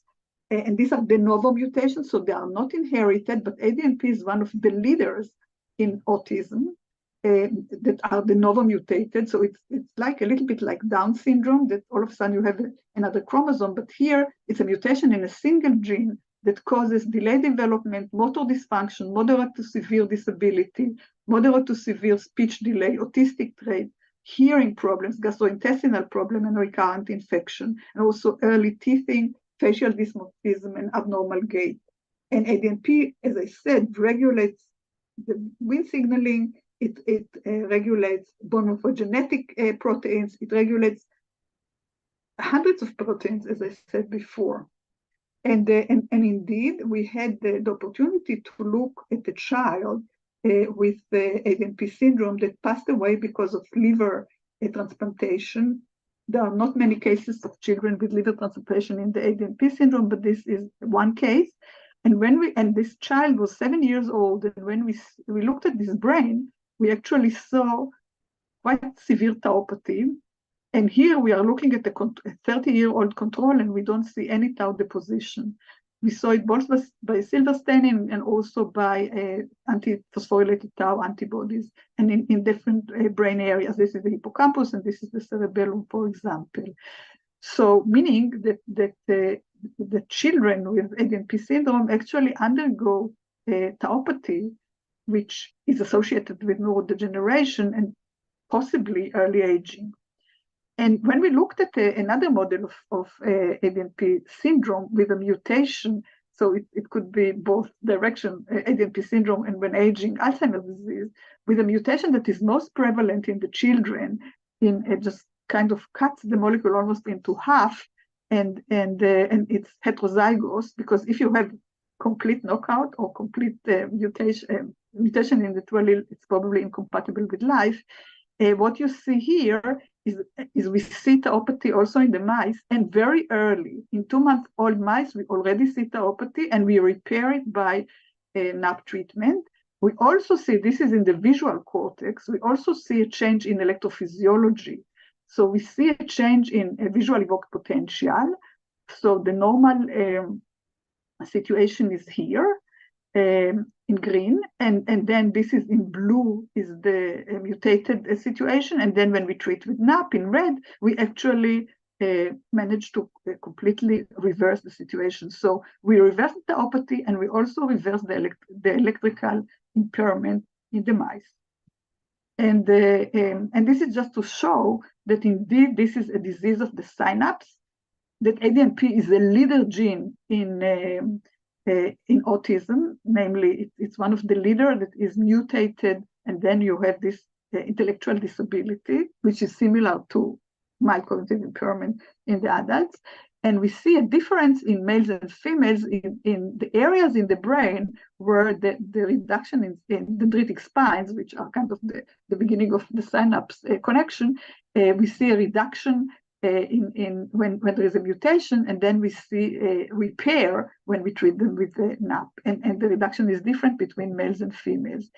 Another thing that we saw is that the development of the mice is slower if they have an ADNP mutation, and they weigh less. The females, this is more in the females, and we can repair it by NAP treatment. Eye opening is slower in the female, and we can repair it by NAP treatment. And there are gait deficits that are different between males and female, and we see more gait deficits in the females. And much more gait deficits in the females. We also can measure the talking, I mean, the syntax and the vocalization in the mice. Apparently, mice do talk. And if you take away the mother, the dame from the pups, they will shout to the mother. And what you see here is the females talk more than males, like in humans. And if there is a mutation in ADNP, they talk much less. And then when we treat them with NAP, they talk the same. We actually bring them back to normality. And just because we are kind of maybe concentrating more on Alzheimer's disease, I want you to see the correlation, because in Alzheimer's disease, there is loss of speech. There is also eventually loss of motor function. And so it all, of course, and there is cognitive abilities are declining. And so it's correlating. And again, speaking about the differences in sex, if you look at the mice that have only one allele of ADNP, so they are haploinsufficient, what we see is that the males are impaired in their muscle strength, so hanging wire, grip strength, and then both sexes are impaired in object recognition, and the females are more impaired in social recognition, odor discrimination, and both sexes are impaired in social memory, and NAP repairs all the problems that I've listed here. And just speaking a little bit more, taking on the side, on the muscle, so ADNP regulates also, it is expressed in the muscle cells, regulates many genes differentially in different muscles and differentially between males and females, and this is what I'm showing you here. For example, I'm showing you here apolipoprotein E regulation in the tongue. And why is this interesting? Also because of the loss of speech in Alzheimer's disease, and also many of the ADNP cases, they don't develop speech, or they develop a very kind of very slow speech, and some of them don't talk at all. And we also looked at many muscle diseases, and we saw ADNP dysregulation, and also when we knock ADNP only in the muscle by CRISPR-Cas manipulation, we see changes in the gait, which we can repair by NAP treatment. And here is just the different diseases that we looked at, and the actual changes in ADNP. And when we look at the gait and compare gene expression between males and females to the various measures of gait, we see marked differences. So what I wanted to say here, just in a general picture, is that we see these are not obvious differences that you would look at, but there are major differences in gene expression between males and females. And ADNP regulates, as I said, testosterone and estrogen. Therefore, we should try and look at both sexes, both in animals, but also in human beings, and not mix them up. And then when we looked at, as I said, since ADNP regulates microtubules, and they are essential for the structure of the cell, and also for transport of material within the nerve cells with very, very long processes, we looked at axonal transport, which we can measure in the olfactory bulb by manganese enhanced MRI, because manganese goes in calcium channels. And what we see here is that in the male olfactory bulb, this is again mice, it's slower than in the female. You see it also here. And then if we take just the SIP motif here, just a small fragment out of NAP, that we inserted also a lysine here, so it's skip, we actually can repair that. So we can repair. And here I'm showing you also the marked gene expression regulation by the fact that ADNP is reduced, also in association with age, and also ADNP regulates the tubulin subunit differentially in males and females. So the tubulin subunit is the subunit of the microtubule. So it's not only regulating microtubule dynamic, tau binding to the microtubule, but also microtubule synthesis.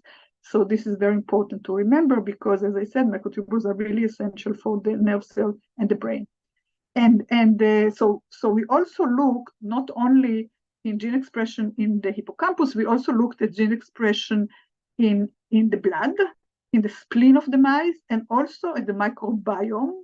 As you know, the microbiome is quite associated with regulation in Alzheimer's disease and also in autism. Here there is a signature of Alzheimer's disease in the intestinal microbiome. So we looked, and what we saw is, first of all, again, marked differences between males and females, also in the spleen, and also here, and this is in our model with ADNP mutation, and also what we saw is with the two models, we actually saw one microbiota strain that was similar in the two models. So we have actually in the two models, one with the haploinsufficiency and one with the tyrosine, I mean, the mutation that was done by genome editing. And so we have some similarities between the two ADNP models, many similarities actually, and that also in the microbiota signature. And this could be an objective measure to see for in terms of drug treatment because NAP corrected it. And NAP also regulated a protein called FOXO3, which is associated with autophagy, which is associated with the microbiota, and which also binds to sirtuin-1. And a major gene that the NAP and ADNP regulates is ACT1. So I will show you, and this is very important for growth and development. And here, this you saw here in the mice that have a mutation in ADNP that cuts ADNP into half, and here you see the same in the mice that don't have one allele of ADNP, so they are completely haploinsufficient. So this is a major pathway that ADNP regulates. And again, ADNP is regulated by sex hormone. This is just to remind you. So it doesn't only regulate sex hormones, but is regulated by sex hormones. And here I want to pass to human studies only. So this is not my study. This is a study published by a group in Boston about association of age at menopause and hormone therapy use with tau and beta amyloid positron emission tomography. And I think this is very, very important because clinical trials normally take men and women and mix them as if they are identical. And I think this is a big mistake. And if you look here, you see, for example, that the tauopathy is much more prevalent in the women that had menopause early. You see here the orange line, the tauopathy versus the amyloid deposition is much higher in the women that had early menopause. So this is something to keep in mind because women are different than men. It's higher than men and higher than women that had later menopause. Something to keep in mind. And then, so maybe testosterone is protective. Another thing to keep in mind is that 70% of the Alzheimer's patients are women and 30% are men. So there are more women succumbing to Alzheimer's disease and more women, and the women have higher tauopathy. And testosterone regulates GSK3 beta. So if you remember from all the details that I gave you, GSK3 beta is actually phosphorylating tau, and then tau is deposited. And this is associated also with regulation of ACT. And I showed you that ADNP regulates ACT, and NAP also regulates ACT, and they both regulate GSK3 beta, inhibiting GSK3 beta. So this all ties in together. So men are protected because of the testosterone and the GSK3 beta. And here is my working hypothesis, and you see that the NAP enhances tau through microtubule end-binding protein binding to the microtubule shaft, and then protects against tauopathy. Testosterone protects against tau hyperphosphorylation, and NAP does the same by activating the ACT pathway and activating GSK3 beta. And a reduction in estrogen will actually drive tauopathy in women. So now I want to go to the pinnacle of my talk, and this is my paper that came out in just 10 days ago, or something like that, on the 16th of October 2023. So we did a clinical trial in progressive supranuclear palsy, which is a pure tauopathy. And this, so it has similarities to Alzheimer's disease, but no amyloid plaques. It also has similarities to Parkinson's disease because there is a motor dysfunction. And we looked at several years ago, we looked at males and females together, and we didn't see an effect. But now, knowing everything that we know, we actually separated men from women. And then, of course, men and women don't weigh the same, they don't have the same height, they were the same age. But a major secondary outcome of the trial was ventricular volume. So the volume of the ventricles in the brain is actually, the larger it is, the more degeneration there is. And when we look at ventricular volume, it's not the same in males and females. So the starting point is not the same.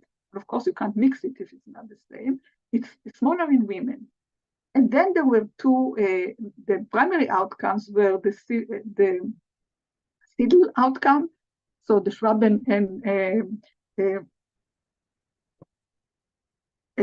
so I forgot. So it's this. Let's call it the CIDL outcome, and I'll remember in a minute. So the CIDL outcome we looked, and that's the activities of daily living. So ADL is activities of daily living, and the PSP rating scale is actually the strength of the muscles and the muscle activity. So we will go and look approximately. So we will go and look at all of this. So if we look first at the ventricular volume, and if we look at the ventricular volume, what we see, if we look at the ventricular volume in comparison to the original volume that was there. So if we look at the original volume at the beginning of the trial was 52 weeks placebo control with about 62.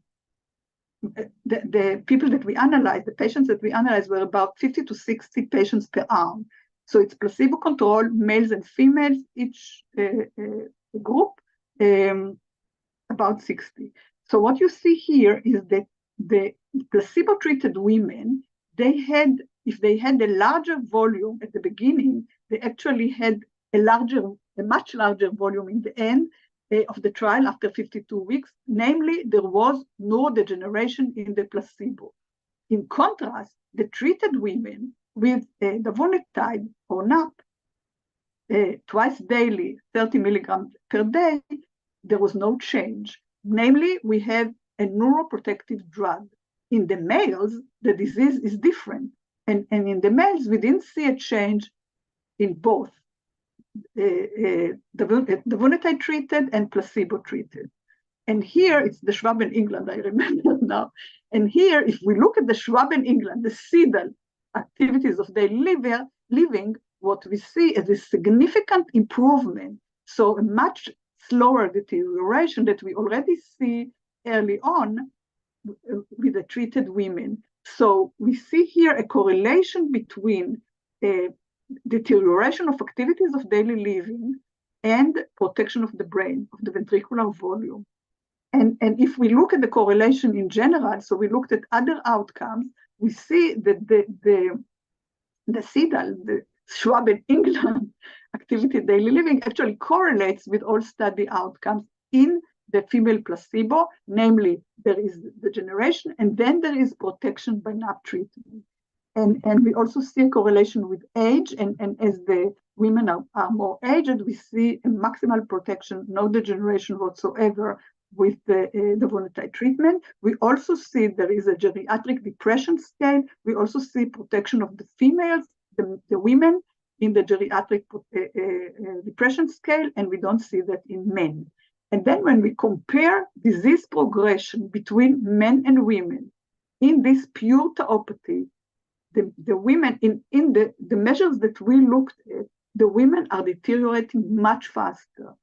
So in the PSP rating scale, you see it here, and then the PSP rating scale has actually subdomains. So the bulbar, the ability to swallow, the ability to speak, you see the deterioration is much faster in the females than in the males. Similarly, in the daily activities, which are also measured in the PSP rating scale, and also the limb motor, the motor function, and here we see it also in the. This is actually the most significant. We see it in the Schwab and England, the CIDAL activities of daily living. So, and this is actually going the other direction, but this is the way that the study is calculated. So the placebo, the men deteriorates much faster than the women, meaning that you can't, and each subset of behaviors is actually deteriorating in a different level. So you can't mix it up. You have to look at men and women separately. And when you look at men and women separately for davunotide activity or for NAP activity, which I showed neuroprotection, it actually protects the PSP rating scale. It protects the limb motor, as you see here. The treated are actually deteriorating much slower, and it protects the bulbar, the ability to speak and the ability to swallow, and it protects the activity of daily living already, and it's significant and highly significant at 39 weeks of treatment.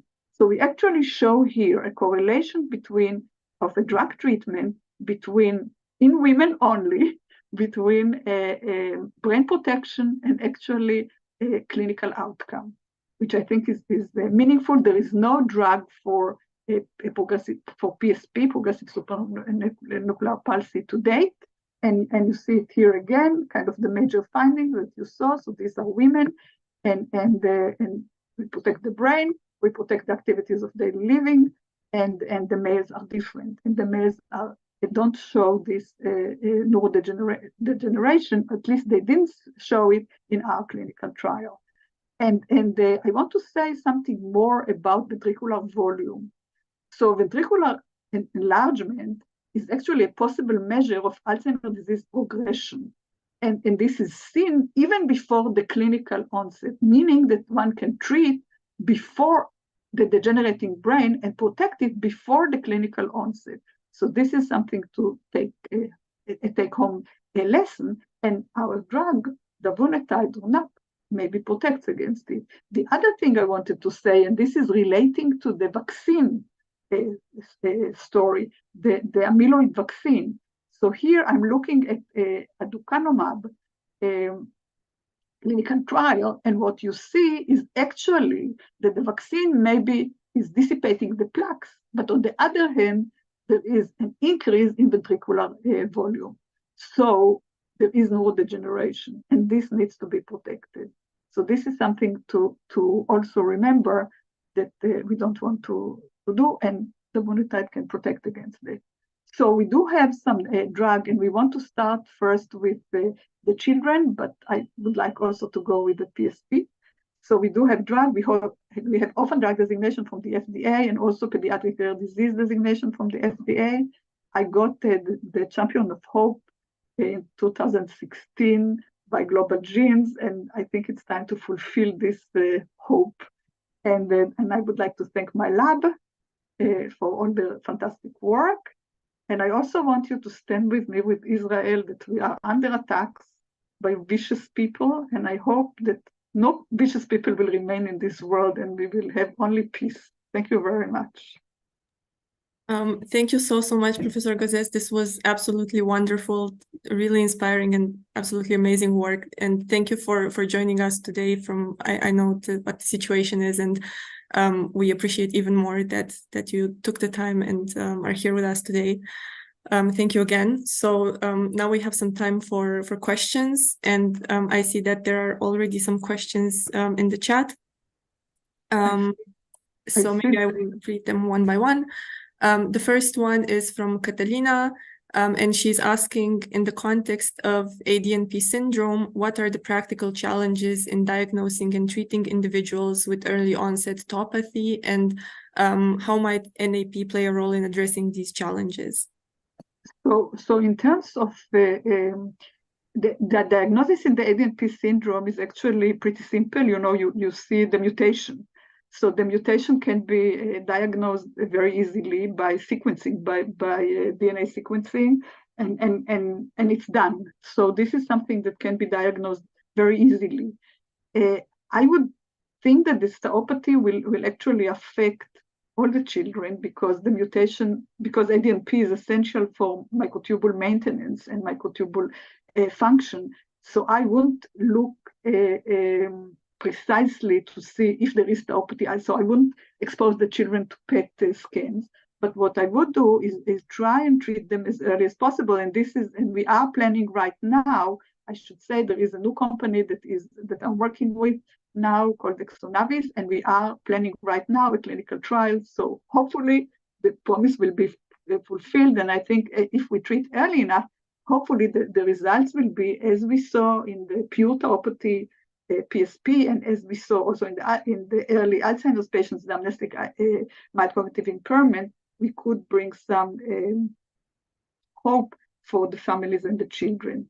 And now there is a safety side effect. So what we saw in terms of side effects in the mild cognitive impairment study, there were mild side effects. I mean, there was nothing to write home about. Also but the dose was like 5 milligram once daily or 15 milligram twice daily. Also in the schizophrenia, there was not too many side effects. There was also a schizophrenia clinical trial that I didn't show because of lack of time. And actually there, the clinicians saw protection of activities, also of activities of daily living, functional activities of daily living. And something to keep in mind is that in the PSP trial, the dose was very high. It was 30 milligram twice daily. There, in men, it actually didn't improve, but there was some deterioration, meaning that the drug is doing something and you shouldn't have too much. And I think that in the men, the dose was an overdose. So this is something to take into consideration. And in the children, we will go low in the dose and actually measure to see the outcome. But there is a difference between males and females, and we will look specifically at males and females. All right, thank you very much. So this also answers the next question. And then there is one more question.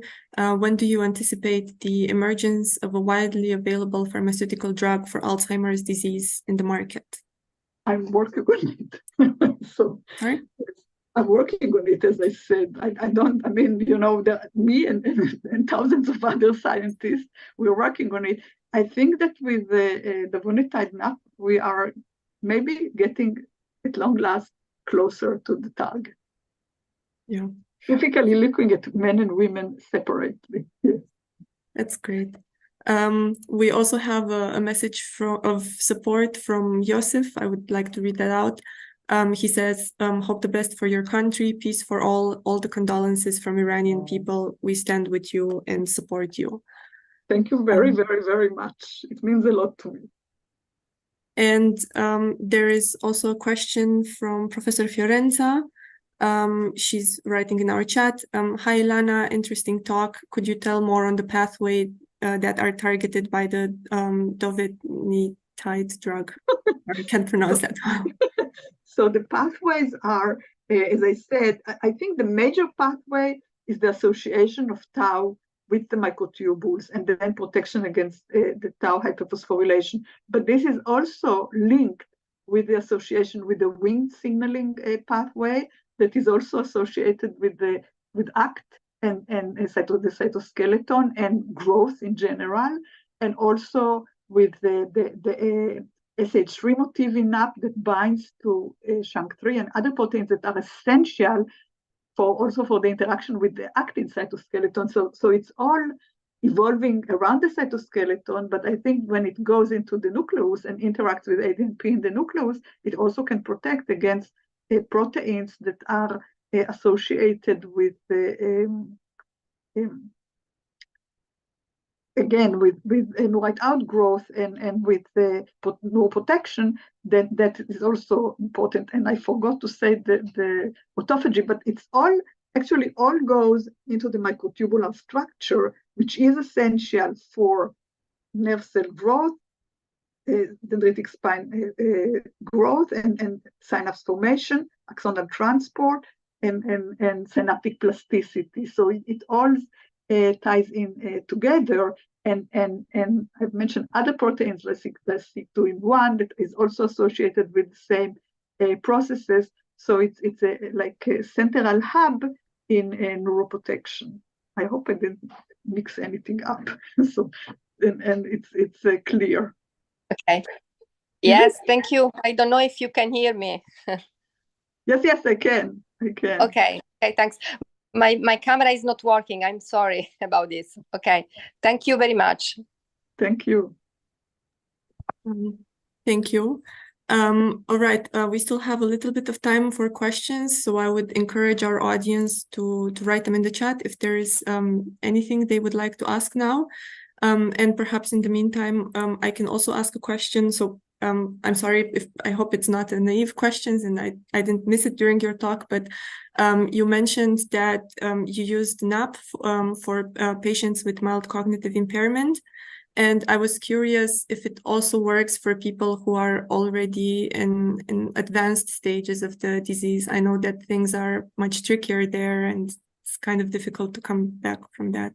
So I'm curious. I think this is an excellent question, but I think I don't think that it will work in advanced stage, because what it does is rejuvenating the nerve cell that is on the way to degenerate. But I think that once the degeneration already occurred, we cannot resuscitate. And I think it's not only NAP, the bunitide, it's other, so there, people are thinking of cell therapy because the cell is dead. So once the cell is dead, you can't resuscitate it. What it could do is maybe recruit live cells that are there, but are not in tune to do, like to participate in a certain activity. Maybe it can do that. Maybe it can work on residual cells that are there.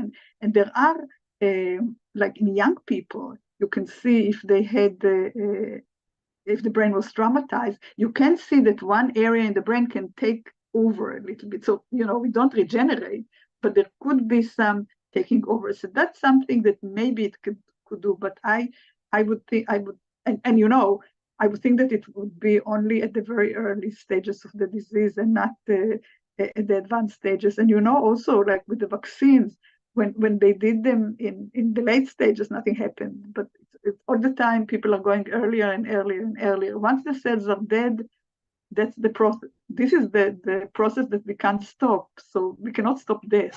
So this is something. Yeah.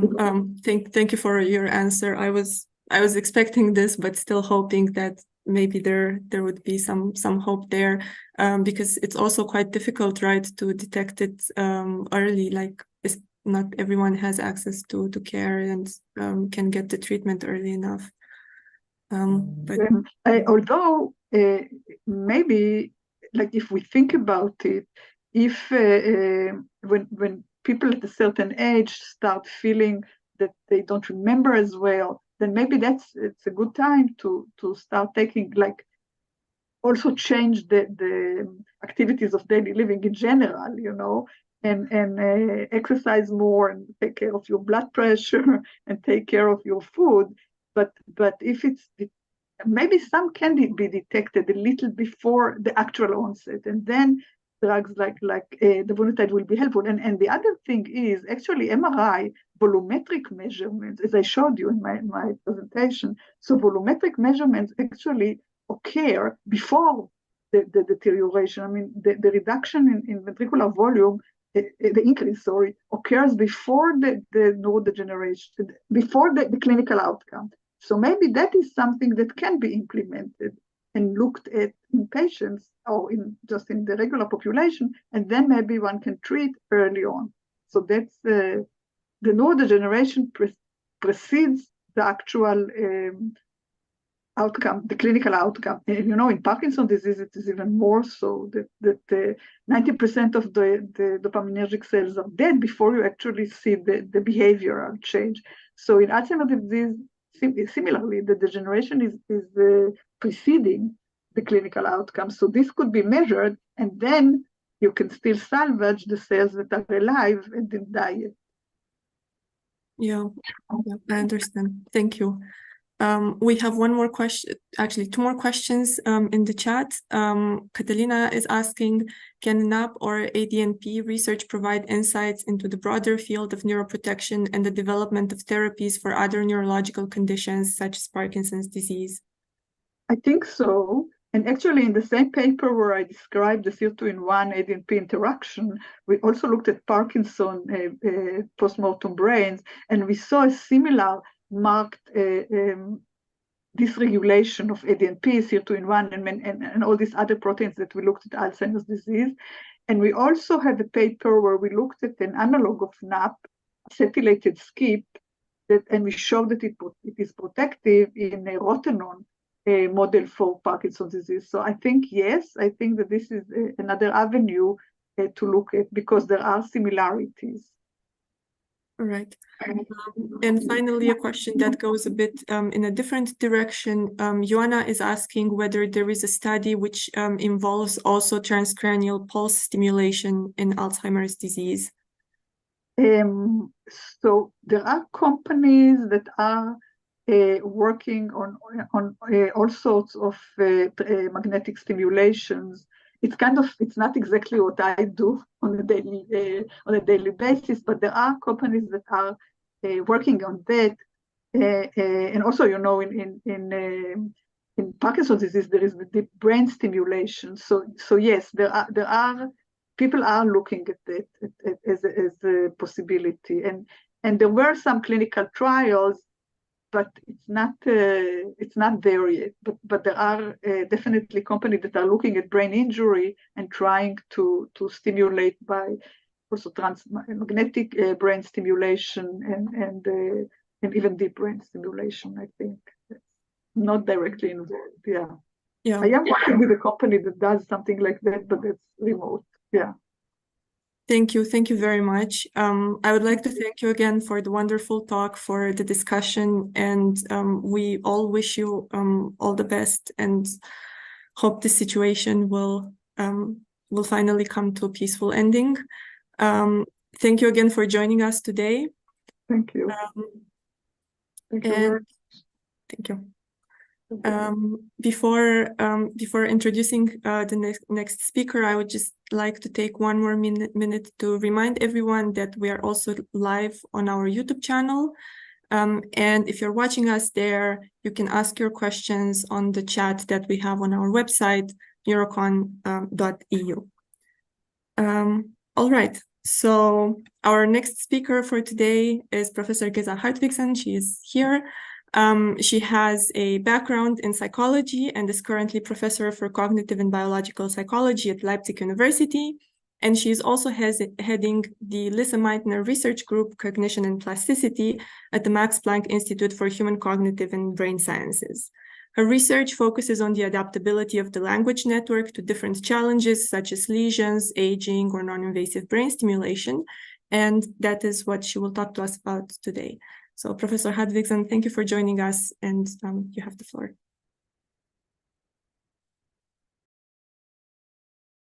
Yeah, thank you so much for the invitation. I'm looking forward to this. Can you hear me and see my slides? Yes, we can hear you, and the slides we see in now full screen.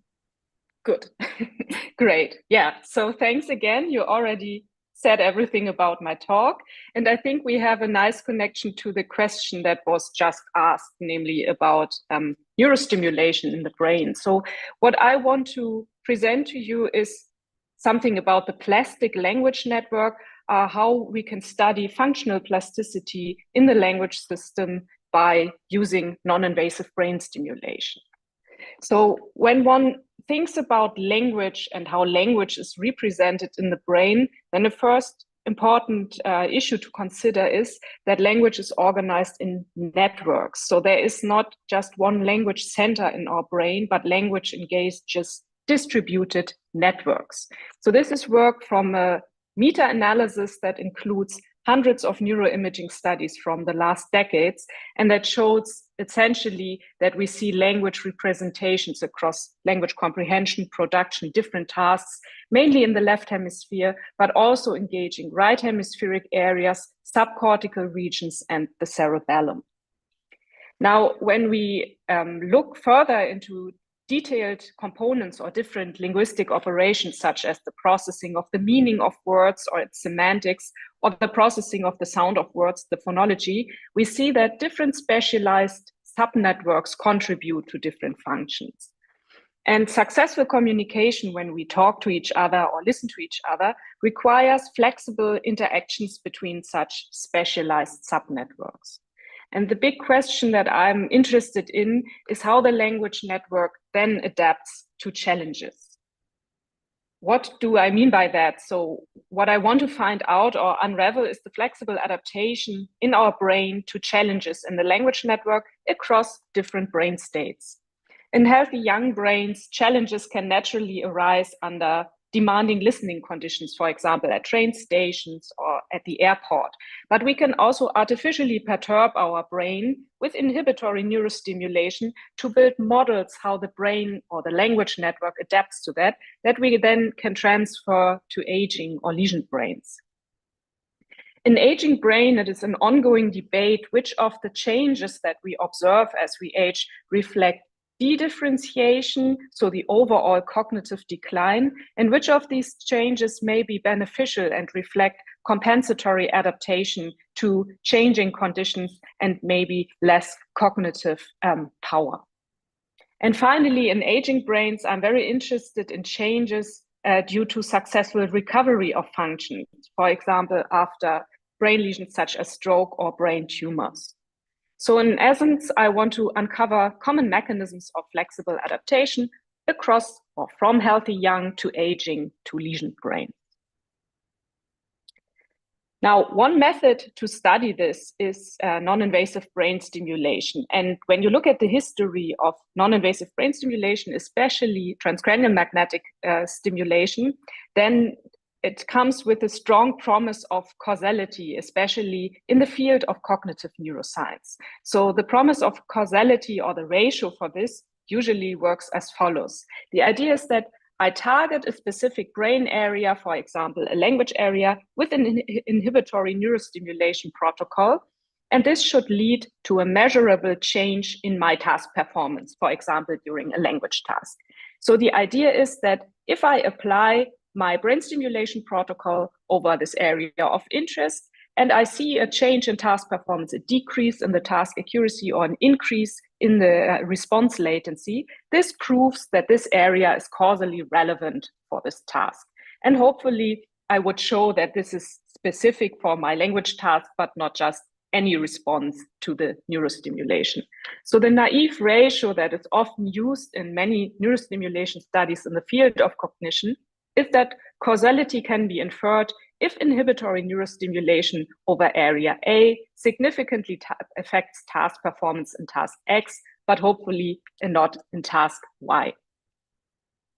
This is, of course, much too simple, which is illustrated here. So the simple, I stimulate, I see a change in the response. This means this area is directly relevant for the task performance ratio is much too simple because there are several influence factors at several levels, both at the level of function, at the level of spatial distribution and temporal distribution, and at several levels of our brain organization. So, for example, these includes physiological parameters.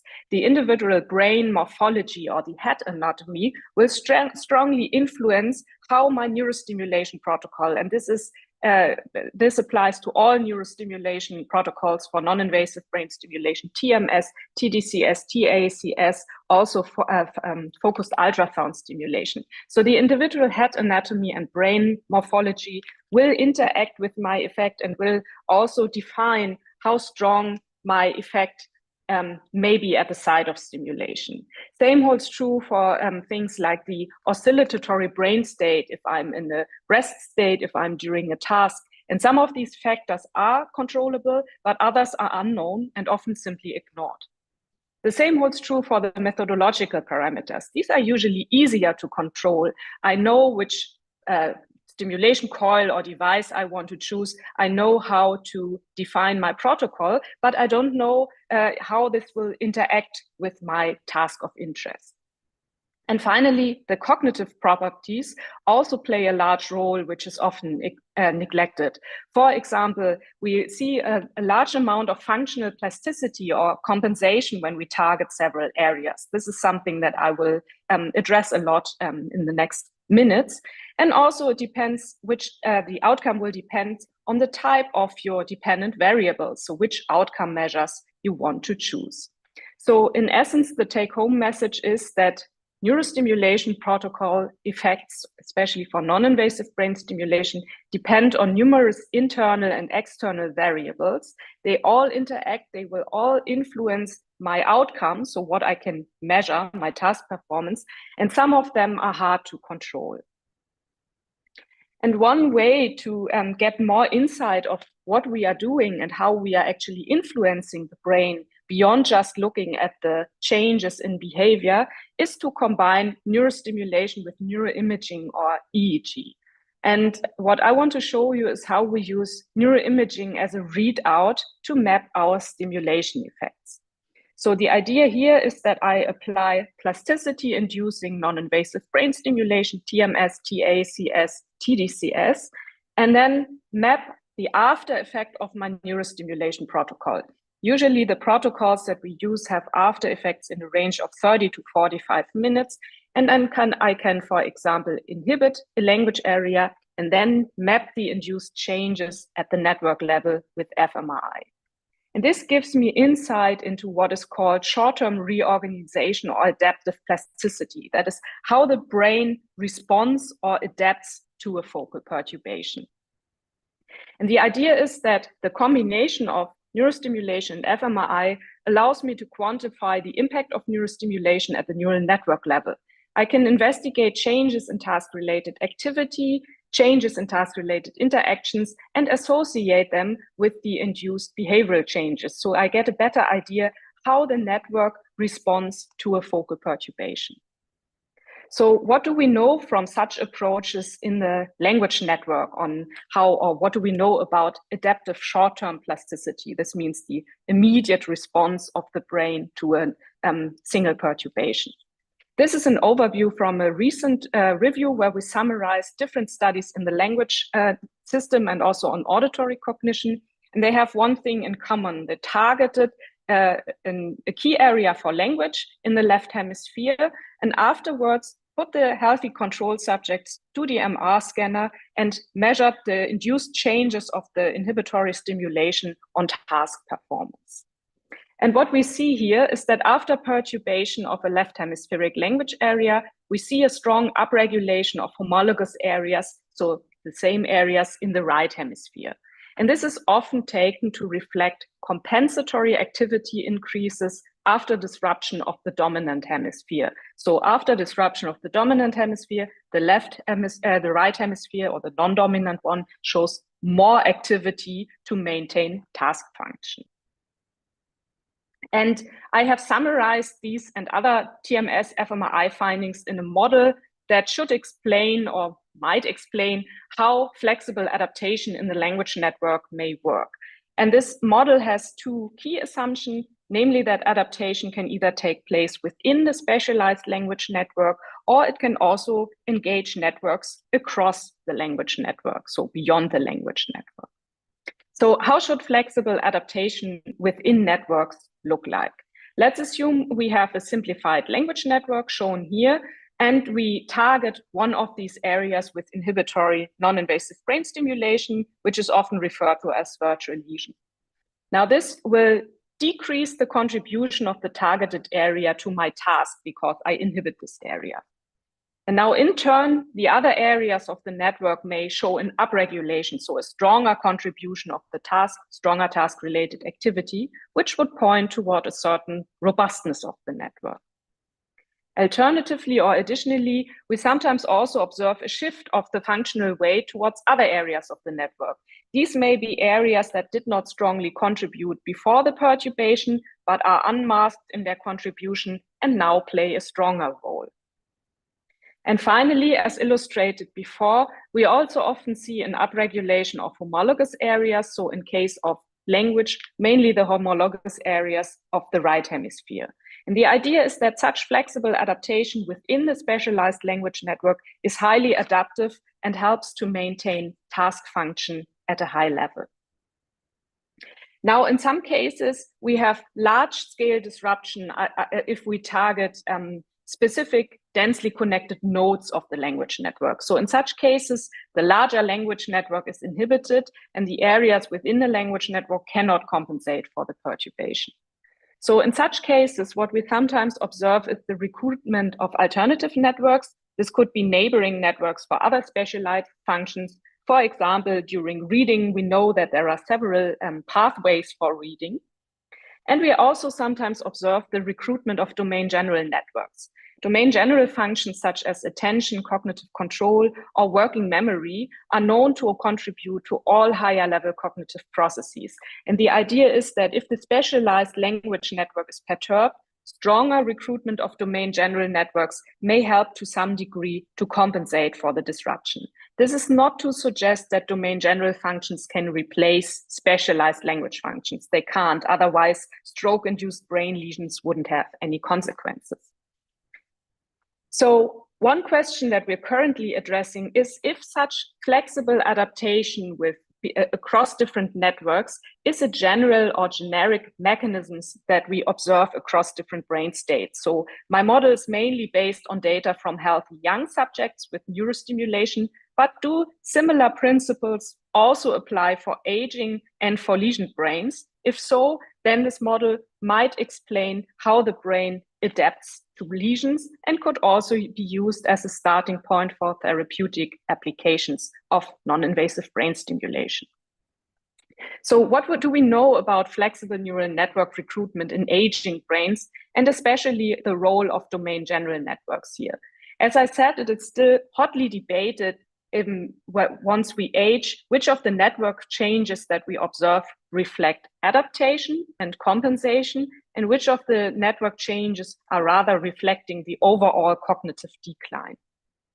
So to address this is work by my postdoc, Sandra Martin, who's interested in neural reorganization in the aging language network. So she used fMRI in old and young subjects and a very simple verbal fluency task to see how executive speech functions engage different networks. And she found that increased interactions in domain general networks is associated with better behavior in older adults. What does that mean? Here you can see the difference in task-related activity during verbal fluency. So this was a semantic fluency task. Participants view categories and they have to come up with members of the category and have to overtly produce them. And we generally see that older adults have increased task-related activity relative to young subjects in domain general areas, in particular the right IFG and some of these more domain general midline structures and superior parietal lobe. Older adults also show increased task-related interactions between different domain general networks. So here, for example, we see the interaction between a seat region in the right insula. This is part of the multiple demand network for cognitive control, and the default mode network. And finally, we see that increased interaction within the domain general multiple demand network, so this network for cognitive control, is associated with overall better executive functions. So this gives us a clue that some of the changes that we see, so more contributions of the domain general networks in aging brains, seem to be associated with also better executive performance. But what about language? So can we also relate these changes to better language performance? So to address this, Sandra recently reanalyzed her data, and she found that older adults also show increased facilitatory network interactions, which are associated with better verbal fluency performance, so not just executive functions.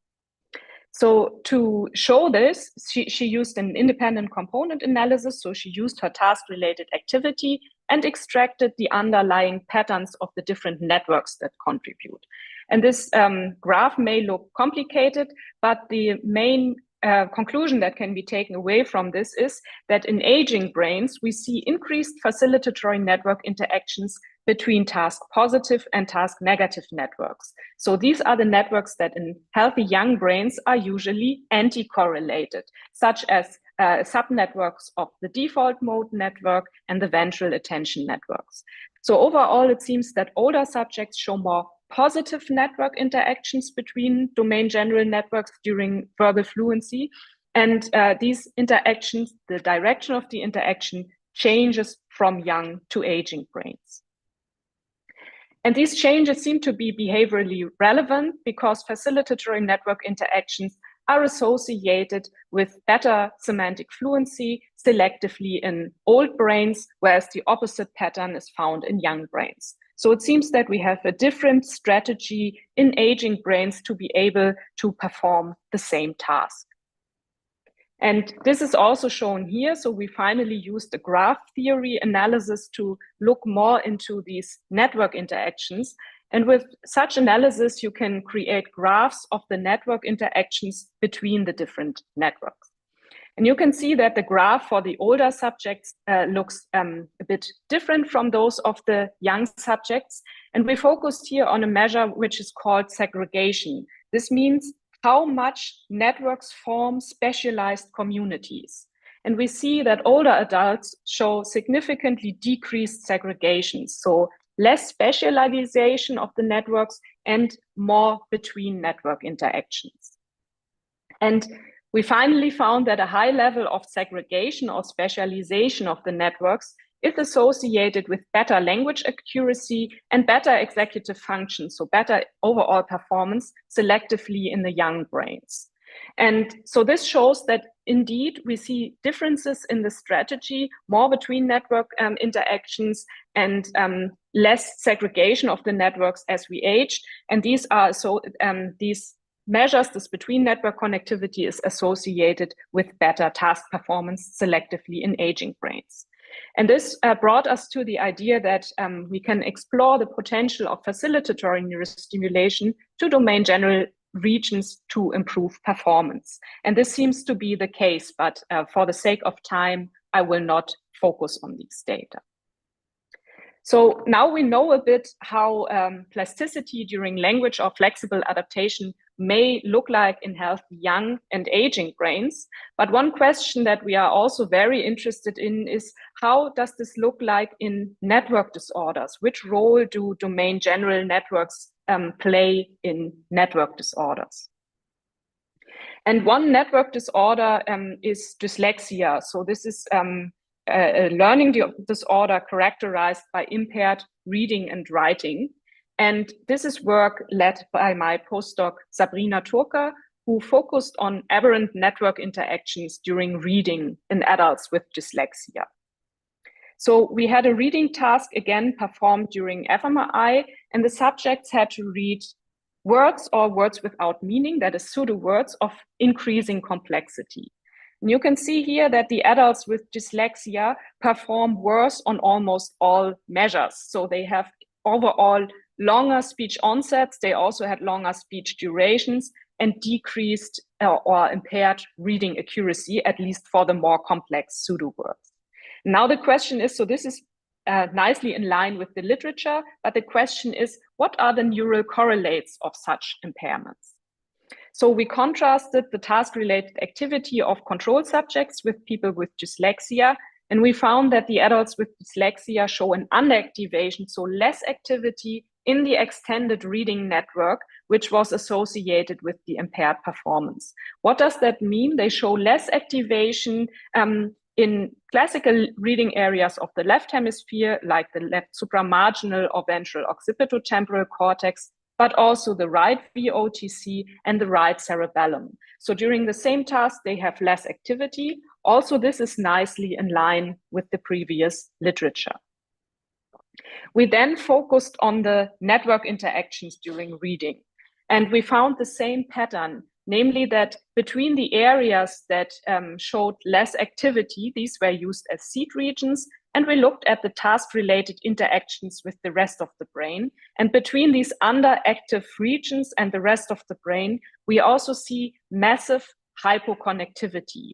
That is, decreases in the task-related interactions between areas of the reading network, many domain general areas, and many other brain areas of both hemispheres. And the strongest pattern you can see here down on the right panel below is for the right cerebellum. The right cerebellum showed massive hypoconnectivity with almost the entire brain. So this leads us to the idea that dyslexia is maybe best characterized by underactivation and hypoconnectivity in the extended reading network and beyond, so including classical reading areas, right hemispheric areas, and also domain general areas. And the next, the first conclusion is dyslexia can be best characterized as network disorder. And the next question that we were interested in is if we can improve task performance and what the impact of facilitatory neurostimulation will be on network activity, network interactions, and how this relates to induced behavioral changes. So when one thinks about application of non-invasive brain stimulation to improve reading in adults with dyslexia, this has already been done in a number of studies as summarized here in this review article. And usually therapeutic applications also for people with dyslexia require repeated applications of different non-invasive brain stimulation protocols over different areas. So usually these studies target classical reading areas, also sometimes areas for visual processing, and also one study targeted the auditory cortex. And some of these studies report significant improvements after NIPS application over one of these key areas. What remains unknown is how this affects task-related activity and connectivity. So what are the neural underpinnings of these induced improvements? And to address this, we used transcranial magnetic stimulation, so facilitatory TMS with a protocol called intermittent theta burst stimulation. And we only applied one session to look at the immediate changes. This was not a therapy study. So we targeted the left temporal parietal cortex, so the area TPC here. And you can see here, this is a simulation of the current flow that with the stimulation protocol, we targeted the area that we aim to target. So more red or more pinkish here means that the strongest current flow was induced in the area that we wanted to target. And we also found that a single session of this facilitatory TMS protocol improves performance, at least complex pseudoword processing. So we also had a main effect of stimulation, but it was driven by the complex pseudowords, so by the most challenging condition. So we have improved accuracy and increased task efficiency for complex pseudoword reading after TMS relative to placebo stimulation. Now, what happens at the level of task-related activity?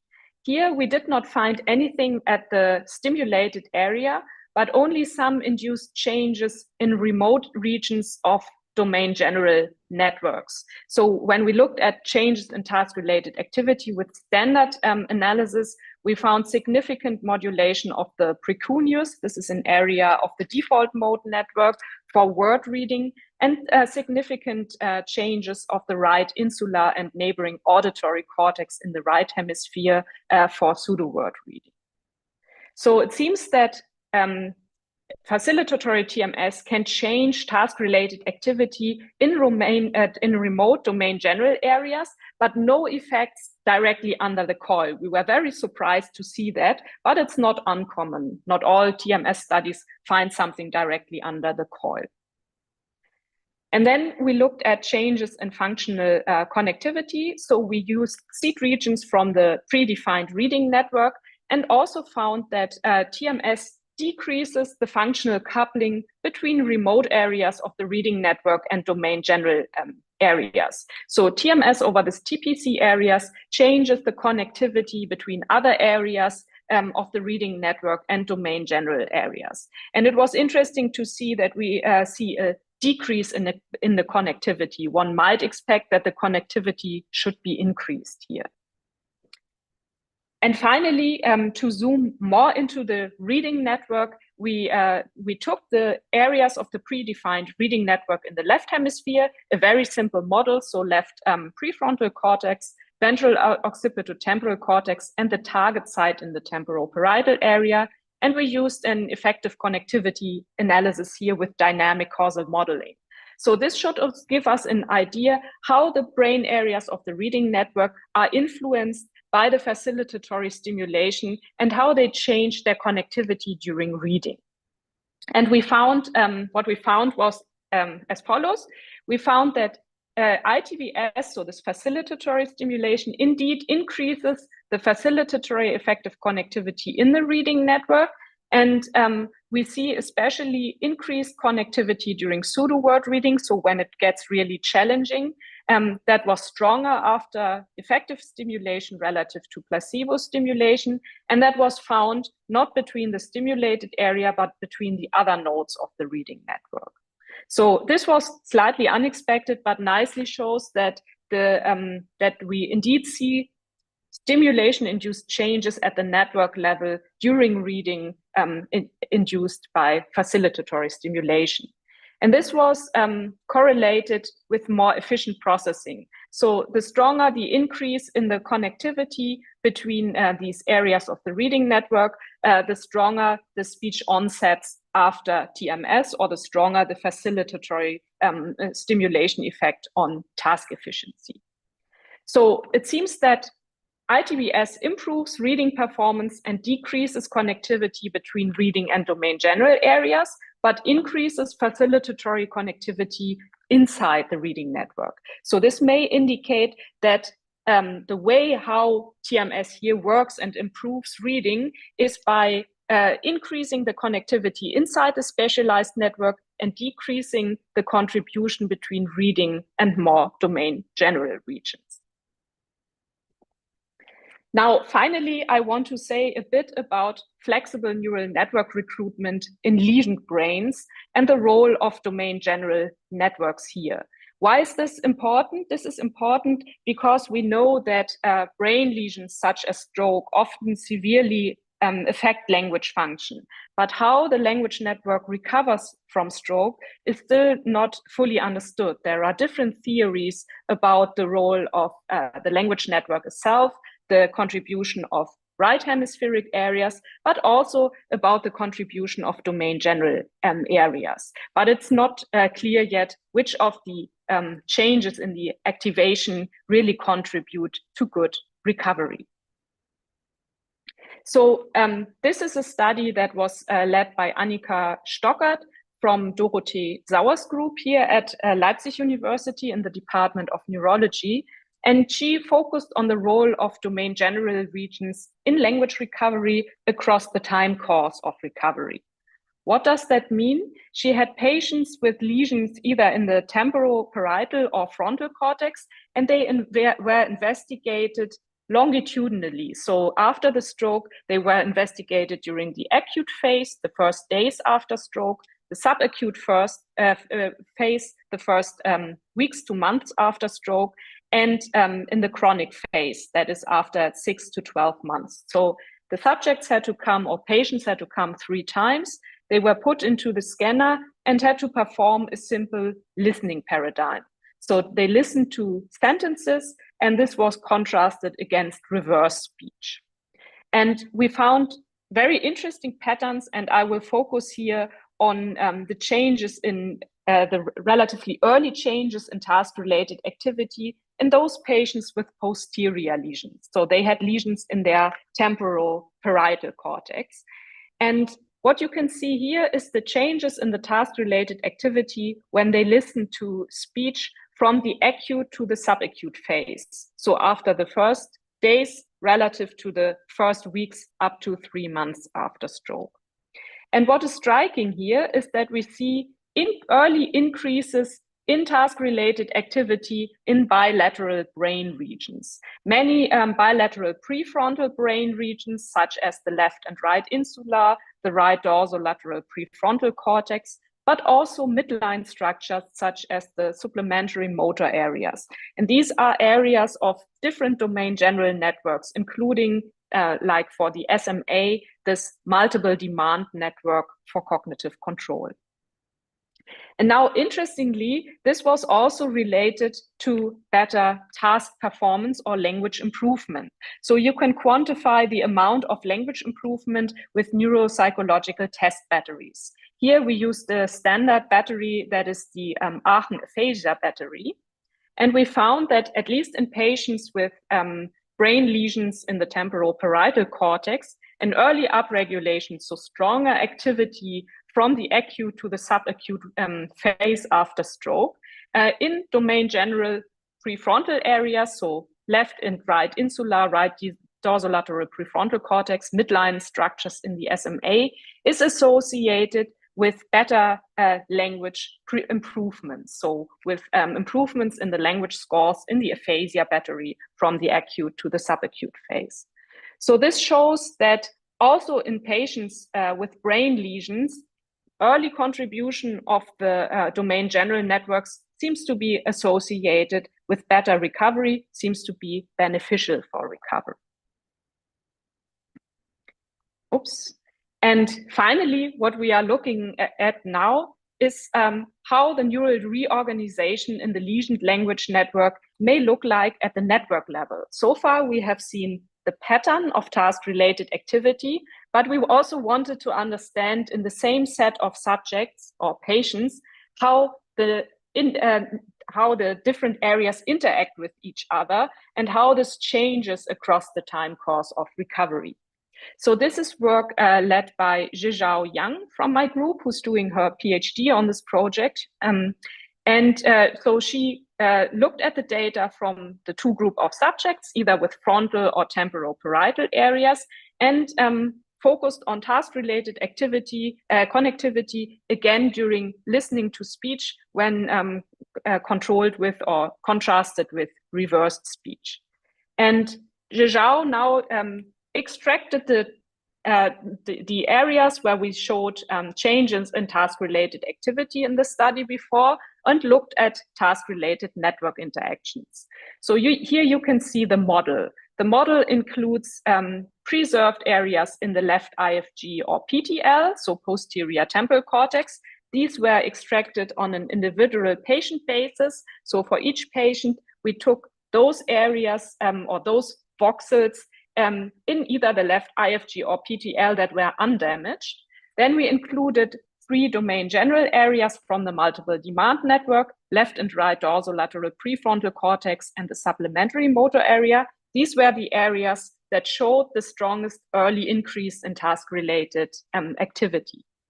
And finally, we also included the right IFG because it is still hotly debated if the changes or this early upregulation of the right IFG during aphasia recovery is adaptive or if it's maladaptive, so just reflecting disinhibition after stroke. And here the question was, how does the interaction between these domain general and the language areas change across the time course of recovery, and which of these changes are predictive or associated with good language behavior and recovery? And I want to focus on a very first finding that I found very interesting and intriguing. So this is the model, the winning model, so the most likely model that explains the connectivity early after stroke, namely in the acute phase, that is in the first days after stroke. And what we see here is that we see increased facilitatory effective connectivity from the domain general areas, so the midline structures and right and left DLPFC, to perilesional language areas. So those areas in the temporal and inferior frontal cortex that were still undamaged. So it seems that already very early on, we not only see increased task-related activity, but also connectivity from the domain general network to the language network. And this early increase in the connectivity was correlated with better preserved language performance. In the early phase, of course, we don't have a recovery score because the early phase, the acute, is the first measurement point. But we see that selectively in patients with temporoparietal stroke, an early increase in the connectivity from domain general multiple demand cortex regions to the language area, namely the PTL, is associated with better preserved performance. So it seems that early increases in the facilitatory influence of domain general areas on perilesional temporal cortex, so on the preserved temporal cortex, is associated with better language performance. And I think this is very interesting because it nicely complements our previous studies where we also showed a relatively early increase in task-related activity. Here we can show that the increase in task-related connectivity may even play a role earlier, directly in the acute phase after stroke. And we are also currently investigating how this changes across the time course of stroke and how these changes are related with later better recovery. And the idea or the first findings is that these results are also relevant for language recovery. So increased connectivity between domain general and language specific areas are also related to better outcome, that is better language recovery. So this leads me to the summary of my data. So what do we know already about flexible neural network recruitment during language processing, and how can this be summarized? So I guess everyone would agree that neural networks must remain flexible to adapt to challenges. And one core aspect of such flexibility seems to be the contribution of domain general areas that we observed in healthy young brains, in aging brains. We observed that it seems to play a role in network disorders such as dyslexia and during language recovery after stroke. So we see that neural network interactions change as we age. And the big question for the future, or also our current work, is to dissect those changes that reflect compensatory patterns, so are adaptive for maintaining behavior, and those that reflect dedifferentiation or the overall cognitive decline itself. We have some first ideas based on our data that increased demands seem to require more domain general contributions and more domain general network interactions. So when healthy elderly participants perform the same fluency task as young adults, to be able to have the same pattern of accuracy, they need more contributions from domain general networks. And one idea that we're currently exploring is if facilitatory neurostimulation may target such domain general networks rather than only language-specific ones to optimize network interactions and performance. If so, this might turn out a helpful therapeutic strategy that could also be used to counteract cognitive decline in aging, and that may be transferred to lesion brains. And finally, we also have some ideas that neural network adaptation is crucial for network disorders and language recovery. So we found that dyslexia, a learning disorder, can be best characterized as network disorder, at least in adults with dyslexia, which is described by massive hypoactivation, and hypoconnectivity that is decreased overall or less activity and connectivity in adults with dyslexia relative to control subjects. We see that ITBS, so facilitatory TMS, seems to improve reading performance, at least for complex pseudo-words, by modulating large-scale network interactions, both within the reading network and between the reading network and domain general networks. Domain general networks finally also contribute to language recovery after stroke. So we have good reasons to believe that especially an early recruitment of domain general networks may be associated with relatively preserved performance and also with good initial recovery. And especially what we now found is that early increases in the facilitatory connectivity of domain general on language-specific regions are associated with better language performance. And I think that's it for now. So I'm looking forward to discussing these results with you. Thank you. Thank you very, very much for this amazing talk. I would like once again to encourage our audience to submit their questions via the Q&A. And we already have one question here, which I will now read out. It's a bit longer, so it's going to take a bit longer. So this is from Bernardo, and he says, "What an amazing and enlightening presentation. I have a very similar question regarding the role of frontal operculum adjacent to Broca area in the modulation of transitivity and efficiency of intrinsic functional networks in the context of cognitive reserve, the active model of resilience in senescence and neurodegeneration. The left operculum in the left frontal cortex is hypothesized to play a role in compensatory network mechanisms, such as maintaining small world properties and efficiency in network interactions, executive network control, DMN attention network, and salience network. My main question is the verbal fluency and involvement of language networks facilitating transitivity and network efficiently by recruiting resources, or is it an epiphenomenon of these network efficiencies?" Wow, quite a tricky question. Yeah, I'm not sure if I can fully answer it. I think to fully answer this super interesting question that I find really, really good, what we need to do would be to extract the signal directly from the left operculum. So the areas that we found being engaged in or put differently, we also looked at connectivity changes in specific seeds that we took from differences between old and young subjects in task-related activity, but we didn't specifically focus on the left operculum. We had the IFG in there, but not this area. I guess the left operculum would be covered by the large-scale networks that we correlated with each other, but here the value that goes into the connectivity analysis is an average weight across the different areas. So I think to really answer this question, what I would need to do is to check this area and extract the connectivity or the time series from this area and directly correlate it with other nodes from the network, and then see and then check with correlation analysis if this is associated with efficient and accurate task performance. At the moment, for me, it's hard to say. I think both explanations could be true. So it could also be just an epiphenomenon of the network efficiency that results in such changes. So yeah, it's interesting, but I have to say I could have a look at it.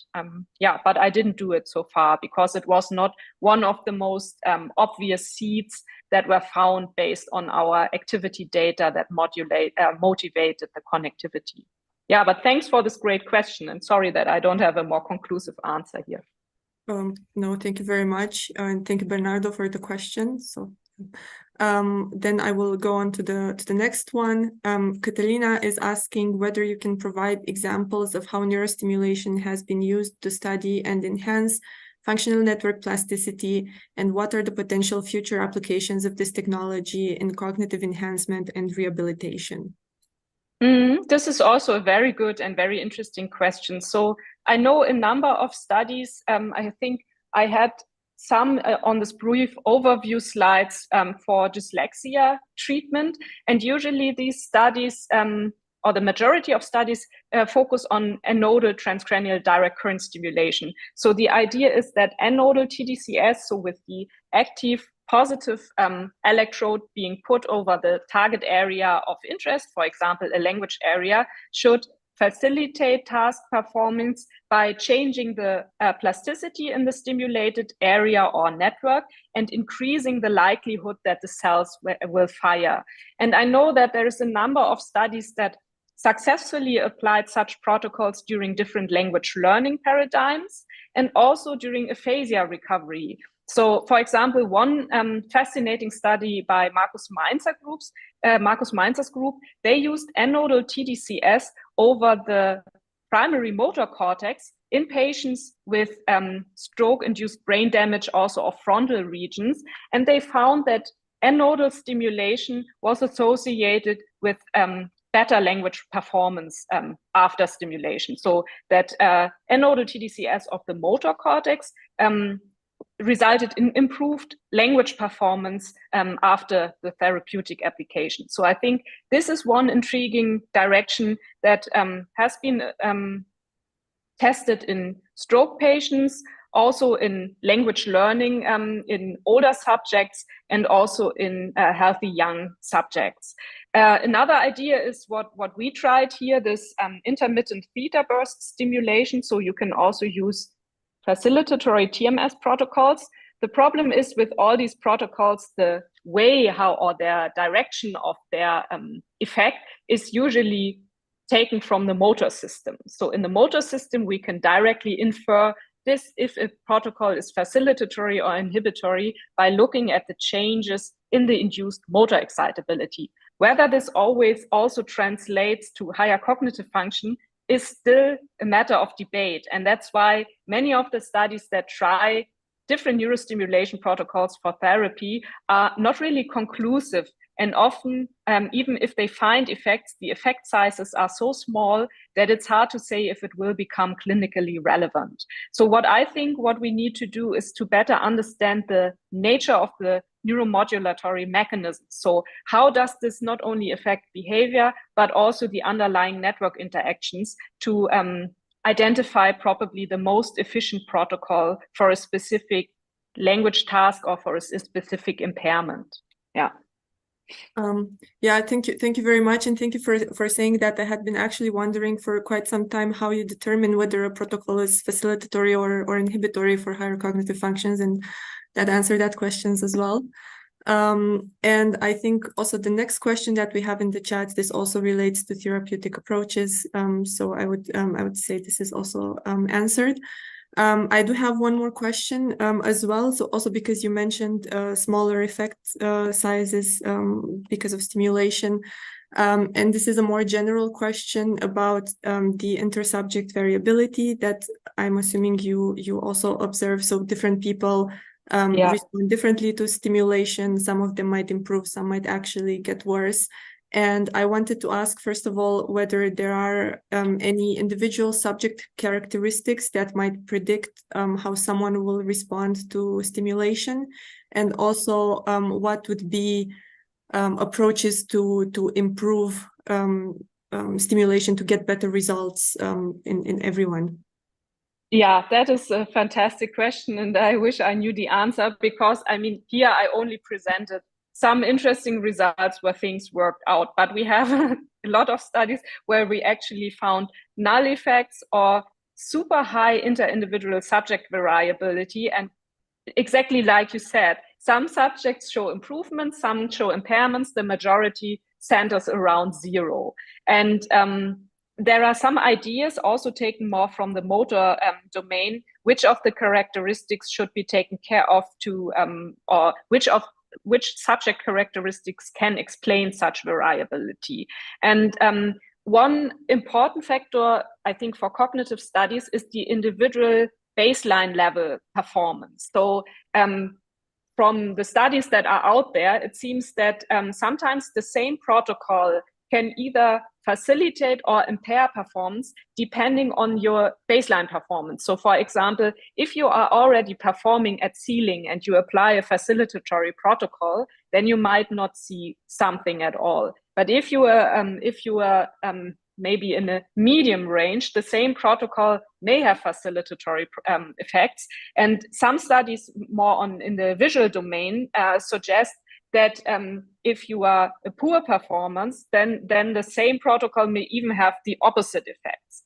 And similar results were found for old and young brains. So sometimes a protocol that has one direction in young brains has a different direction in the aging brain. And why is this? Because the overall state of plasticity, or also homeostatic plasticity, so the balance between excitation and inhibition in the brain, changes as we age. And the problem is, and this is exactly your question, how do we know this beforehand? And I have to say, from all the parameters that have been discussed, like individual motor cortex excitability, is this a good factor that also predicts responsibility for cognition? I'm not so sure. Then some genetic factors or levels of different polymorphisms like the BDNF factor have been discussed, but also here the results are not so conclusive. So I think this is maybe exactly the question for the next decade or so, that we find out which factors really define the individual responsiveness to a certain protocol, so that we can also better select the appropriate individual protocol when it comes to therapy. So I think, and here we should go to or follow two avenues. One way is to identify the factors that influence or that influence the individual variability and select those that can define probably responders and non-responders.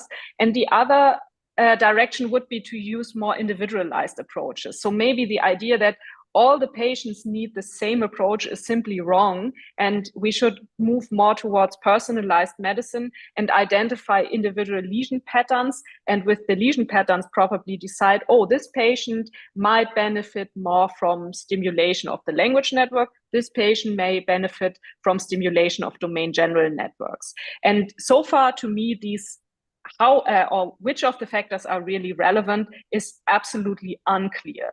One idea that we have based on our data is that we should, when it comes to therapy, at least in post-stroke aphasia, we should definitely consider the time course of the intervention. So it seems that early after stroke, we may need to target right hemispheric homologous areas and domain general areas with facilitatory protocols, whereas later in the time course of stroke, we may need at least to inhibit the right IFG. This is what some TMS studies in stroke have shown, and stimulate more the remaining perilesional areas and probably domain general areas. So the idea is that we may come up with an individualized approach that also takes into account the time course of the individual recovery profile.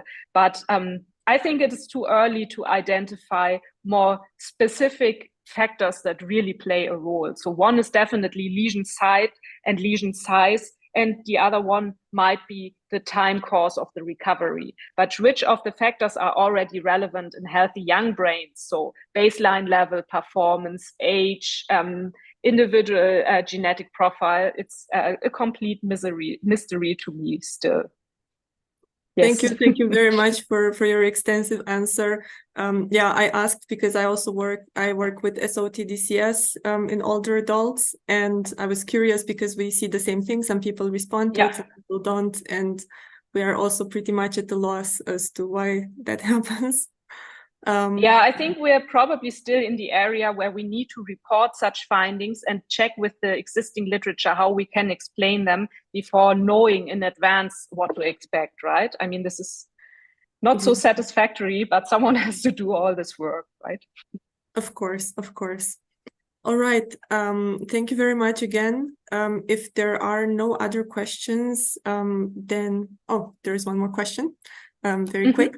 So Catalina is asking, can the principles of functional network plasticity and systems plasticity be applied to the development of artificial intelligence and machine learning models that adapt to changing cognitive demands? Oh, good question. Brilliant. I don't know. I think what we could use machine learning models for at the moment, and what is being used is to apply such models to large-scale data sets to extract more common patterns or general patterns, for example, of network recovery. I think that this is done at the moment, but if this will help to use a model that can really inform therapy, then I'm not so sure yet, because I think we first need to understand what these changes that we observe or these pattern changes mean in these large cohorts, and then transfer them to individual brains. But it's definitely an intriguing area and an area worth investigating, I would say. Yeah. All right, thank you. And perhaps one final question before the lunch break. Since you mentioned personalized therapy approaches, do we have the technology for it now? And how can we make it accessible since it will probably be more costly? Yeah, that's also a brilliant question. So I know from depression research, because TMS is approved for depression treatment and seems to work, that one idea is that instead of using task-related activity, which is super hard to do and costly in each patient, one could rely on individual resting state connectivity profiles, which may be easier to achieve, probably also more in the clinical routine, and target areas that are densely connected hub regions in specific patients. So yeah, I think one idea would be to rely on resting state connectivity. And if this is even too expensive, one could also think about resting state profiles in EEG, which is much cheaper, or once we have more data available, define based on the existing data, identify good targets that then can be just used in the majority of patients that show specific impairment profiles. So come from the other side, come from the behavioral impairment, and say in other studies, this was associated with the connectivity profiles like this, and we found that targeting this specific node was beneficial. Then one could even probably reduce the costs. But so far, I think resting state fMRI to investigate network or identify network hubs might probably be a good option here. Yeah. Yeah. All right. Thank you very, very much. Again, thank you for the wonderful talk, for the discussion, and for being with us here today. I would so as I said, we will now take a break for lunch, but before we head into this break, I also have a couple more announcements to make. So first of all, we are currently running 2 giveaways. The first one is for 2 of Dr. Stephen Gouvea's courses, namely The Brain and Consciousness.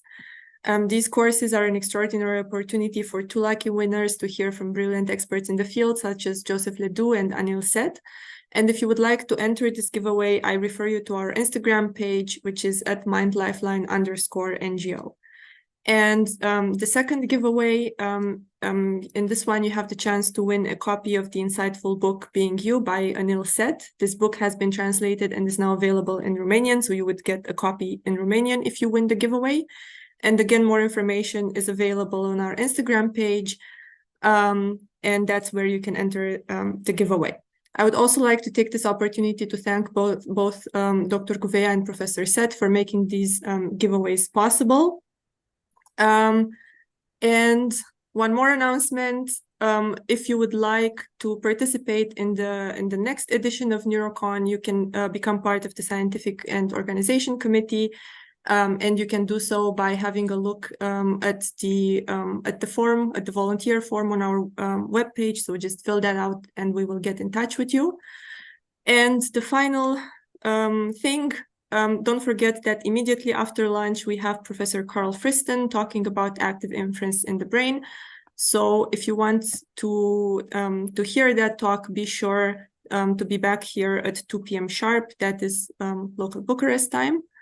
And that's it. I wish you all a very nice break.